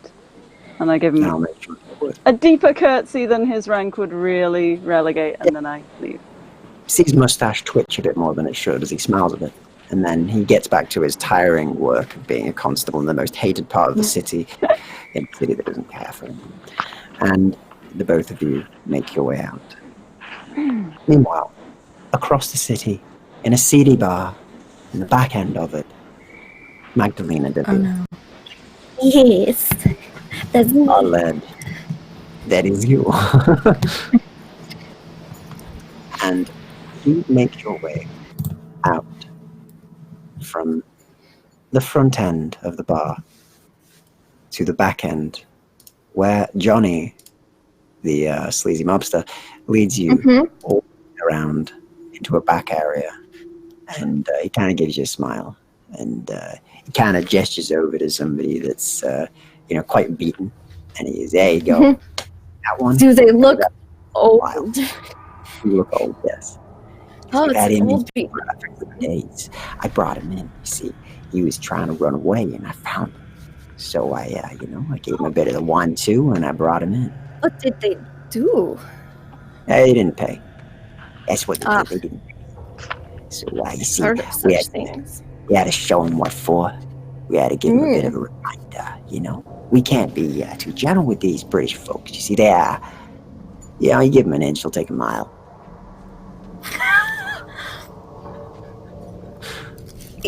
Is that how they work? I am still rather getting accustomed to history book at night. I mean, yeah. But anyway, point is, we ain't gonna mess about with this shit. The others here, they might be a bit kind of, but we can't be. So, whenever they need to bring somebody in, they send Ricky, if they want to be gentle, or they send me, when they want to have somebody who's a bit more tough, Oh. And she just looks impressed. Like, well, you seem to be very tough. Yeah, you are. Yeah, you're How damn. coherent does this old beaten up individual look? Oh, he looks not coherent at all. He's like out cold. He's an older man and they've been not treating him very nicely, Oh, well, and she's gonna come forward to him. Kind of. Is there like boxes and stuff in this room? Is there there's a a door? lot of boxes, crates. There's a door as well. Yeah. Don't worry about it. I can see that this has all got you to know, to appreciate it. So I say we go around the back. There's a nice office in there. We'll have some privacy. It'd be quite nice. Yes, please lead the way. All right. You follow me. He says, kind of gives you a bit of a smile and a wink, and then makes his way towards the back end. And he takes you into a rather dingy looking. I pinch my cheeks on the way to get some kind of blush going to them. Damn lack of blood. And you do so. And she makes note of the direction and where this guy is versus where the office is. Come in, so it's not fun. And he takes you there. And as you go in, you see it's quite a dingy room, and he kind of gestures for you to take a seat, and he's like, there you go, I'll get you some booze, and we can get acquainted, you and I. I'd like to get very acquainted. Oh. Kind of looks at you like, hell yeah. He immediately goes over towards you. What do you do? And she undoes her little capelet, because red does hide the color of blood, but black hides it so much better. Kind of just leaves brown spots on the red. So just in case, she takes it off, and says, "Come here." Never had a broad with a cape before, he says as he approaches. And he is completely fooled by you. Unsuspecting. So we will, as you sort of go for the back, as you rear back and your fangs appear, tell me how you kill him, because he's not going to resist. He'll just think you're being saucy. Yeah, she kind of just has him sit down on the seat, and she'll sit on his lap, and then she'll go just straight in for the neck. She doesn't. This guy's sleaze. She's just gonna go straight in for the neck, and hope he doesn't beg at all for anything. Because if you're like, oh no, please stop, don't kill me. Because if so, I have to make a will save. So okay, no problem. So it seems lucky for you. He just thinks you're being a bit bitey, and he seems a bit dim, and he doesn't really understand. And he's like, "Oh, I'm feeling lightheaded." That's probably because it's good, right? And then he sort of passes out. Yeah.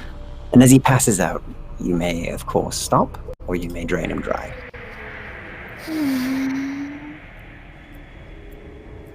She's gonna kind of come up for air for a second and take a look. How obvious is her bite mark?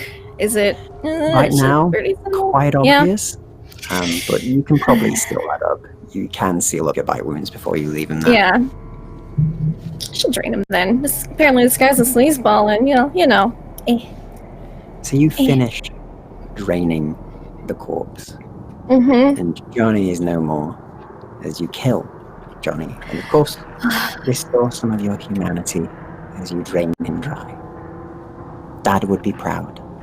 Papa would be. Papa would be so proud. And do I need to make the roll? You do. You do need to make your roll, please. Okay. You may tell Not the double audience ones as well if you wish. So, due to her heritage, Magdalena is specifically a Dampier, where if she kills, or even anytime she bites somebody, whether left dead or alive, they could contract vampirism if I roll double ones on 2d10. Thankfully, we got a 4-1, so we good. Okay, good. So he's not turning into a vampire, luckily, even though that would be probably the worst vampire to unleash on London at this time. It's Jared, the sleazeboy vampire. Oh, no. I'm gonna drain your blood. No. She'll kind of just, drain him dry. Yeah, so dab the corners of her mouth. And as you're dabbing back the on. corners of your mouth, it's about that time that you hear the door go. And you see a massive slab of a man stood outside as he looks down at you and looks down at the body and then looks back at you. And that's where we're going to leave you. Oh, okay. A perfect line. For next week, I guess. And then we will come back to this next week. So thank you very much, everybody. That's been awesome. So thank you for playing. We'll go around quickly because I have ran over a little bit from the looks of things, but we got into it. That's all that happened. So we're going to go around. If you let me know what your favorite moment was and where we can find you, and then after that we will go to our little game that we play at the end, which is to see who will be in this session corrupted. So who showed the most corruption this session? Who do you believe should earn a point of corruption? And I'll tell you more about corruption after this. So Delilah, thank you for playing, and tell us your favorite moment and where we find you. All right, so let's make sure I'm not muted. Okay, we're good. So favorite moment. One of my favorite moments, especially in my head, is just the idea of the noble lady, the Dampier, and the scientist standing in front of like a normal person's house going, how do we get from point A to point B? And just them awkwardly standing there. That was a beautiful moment in my head. So that was my favorites. And I definitely love the very like investigatory and like the investigating duo, Miss Fairchild and Miss Tilly Griffiths. It was pretty cool, like the two of them like being sleuthy. That was really like a pleasure to listen to, so I liked those two the most. I'm being greedy, I like everything. But as for me, you can find me as Laura Lark on Instagram and Lark Laura on Twitter because they flip them about. And speaking of, you'll probably actually find me this Saturday on Hollow Tales channel because it's the finale of the game we're playing. Woo! I get to play a Western, which is really fun. Last game. Really excited. And I might be posting some sort of Western cover or something. We'll see. I'm excited. Okay, brilliant. So thank you very much for playing, Delilah. And the vote has gone up now in chat, so you can vote on who goes into corruption. So I'll tell you the results of that at the end. But Magdalena, welcome back. How's things been, Randy? Delicious. Delicious. Magdalena's first American meal. It's a big day. You know, it's so rare to find people from the New World. But, anyways, that was super duper fun. There may not be much of a mafia left by the time next week ends. Who knows, depending how this all goes. We'll see. I had a blast. I liked team yes, we're very competent and know what we're doing in investigations, and then team so I guess we'll do this. Maybe. Why not? So I thought that the two team dynamics are great. I love it when different characters kind of pair off so you can see how they kind of just play off of each other. I can't wait to see more different types of pairings in the future. But in the meanwhile, we've done a whole week.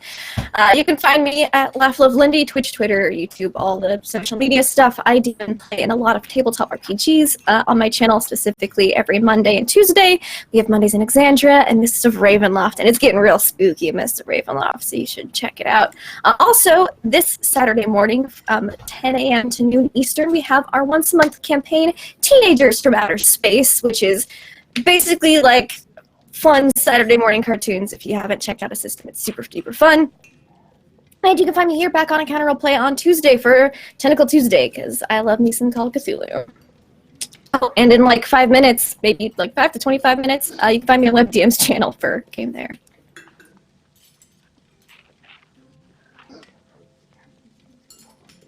Brilliant stuff. Sorry about that. I was muted for a second there. And yeah, thank you very much for playing, Lady. I'm sorry that we obviously, I know you're going to be on my DMs very soon, so I'll try and hurry this up.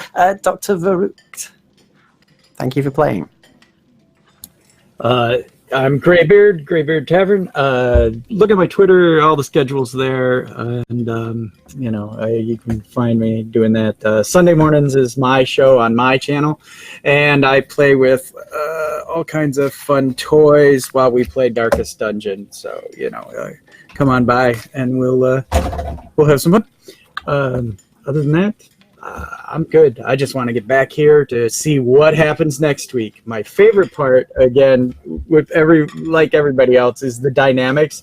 And I'm playing so much of the Doctor in my head. I should maybe somewhere blog out or on my Twitter say what's going on in his skull, because there's so much. Just like our damn Pierre, our brains are not normal. And so the three odd couple, and it just was very, all right, we're all standing here. The Doctor's afraid that that's a vampire, and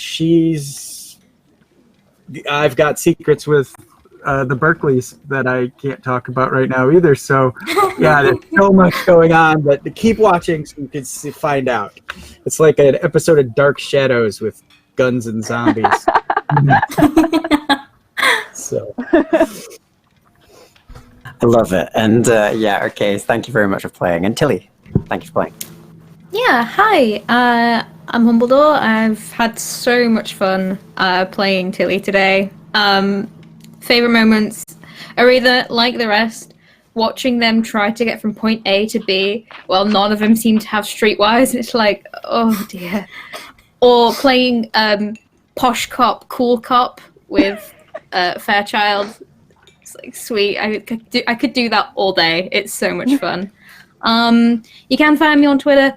I post random stuff up. I'll be playing on Hollow's channel on Mondays, where I play the polar opposite of Tilly. I will be playing a human barbarian in 5th E on a variant of the Saltmarsh game.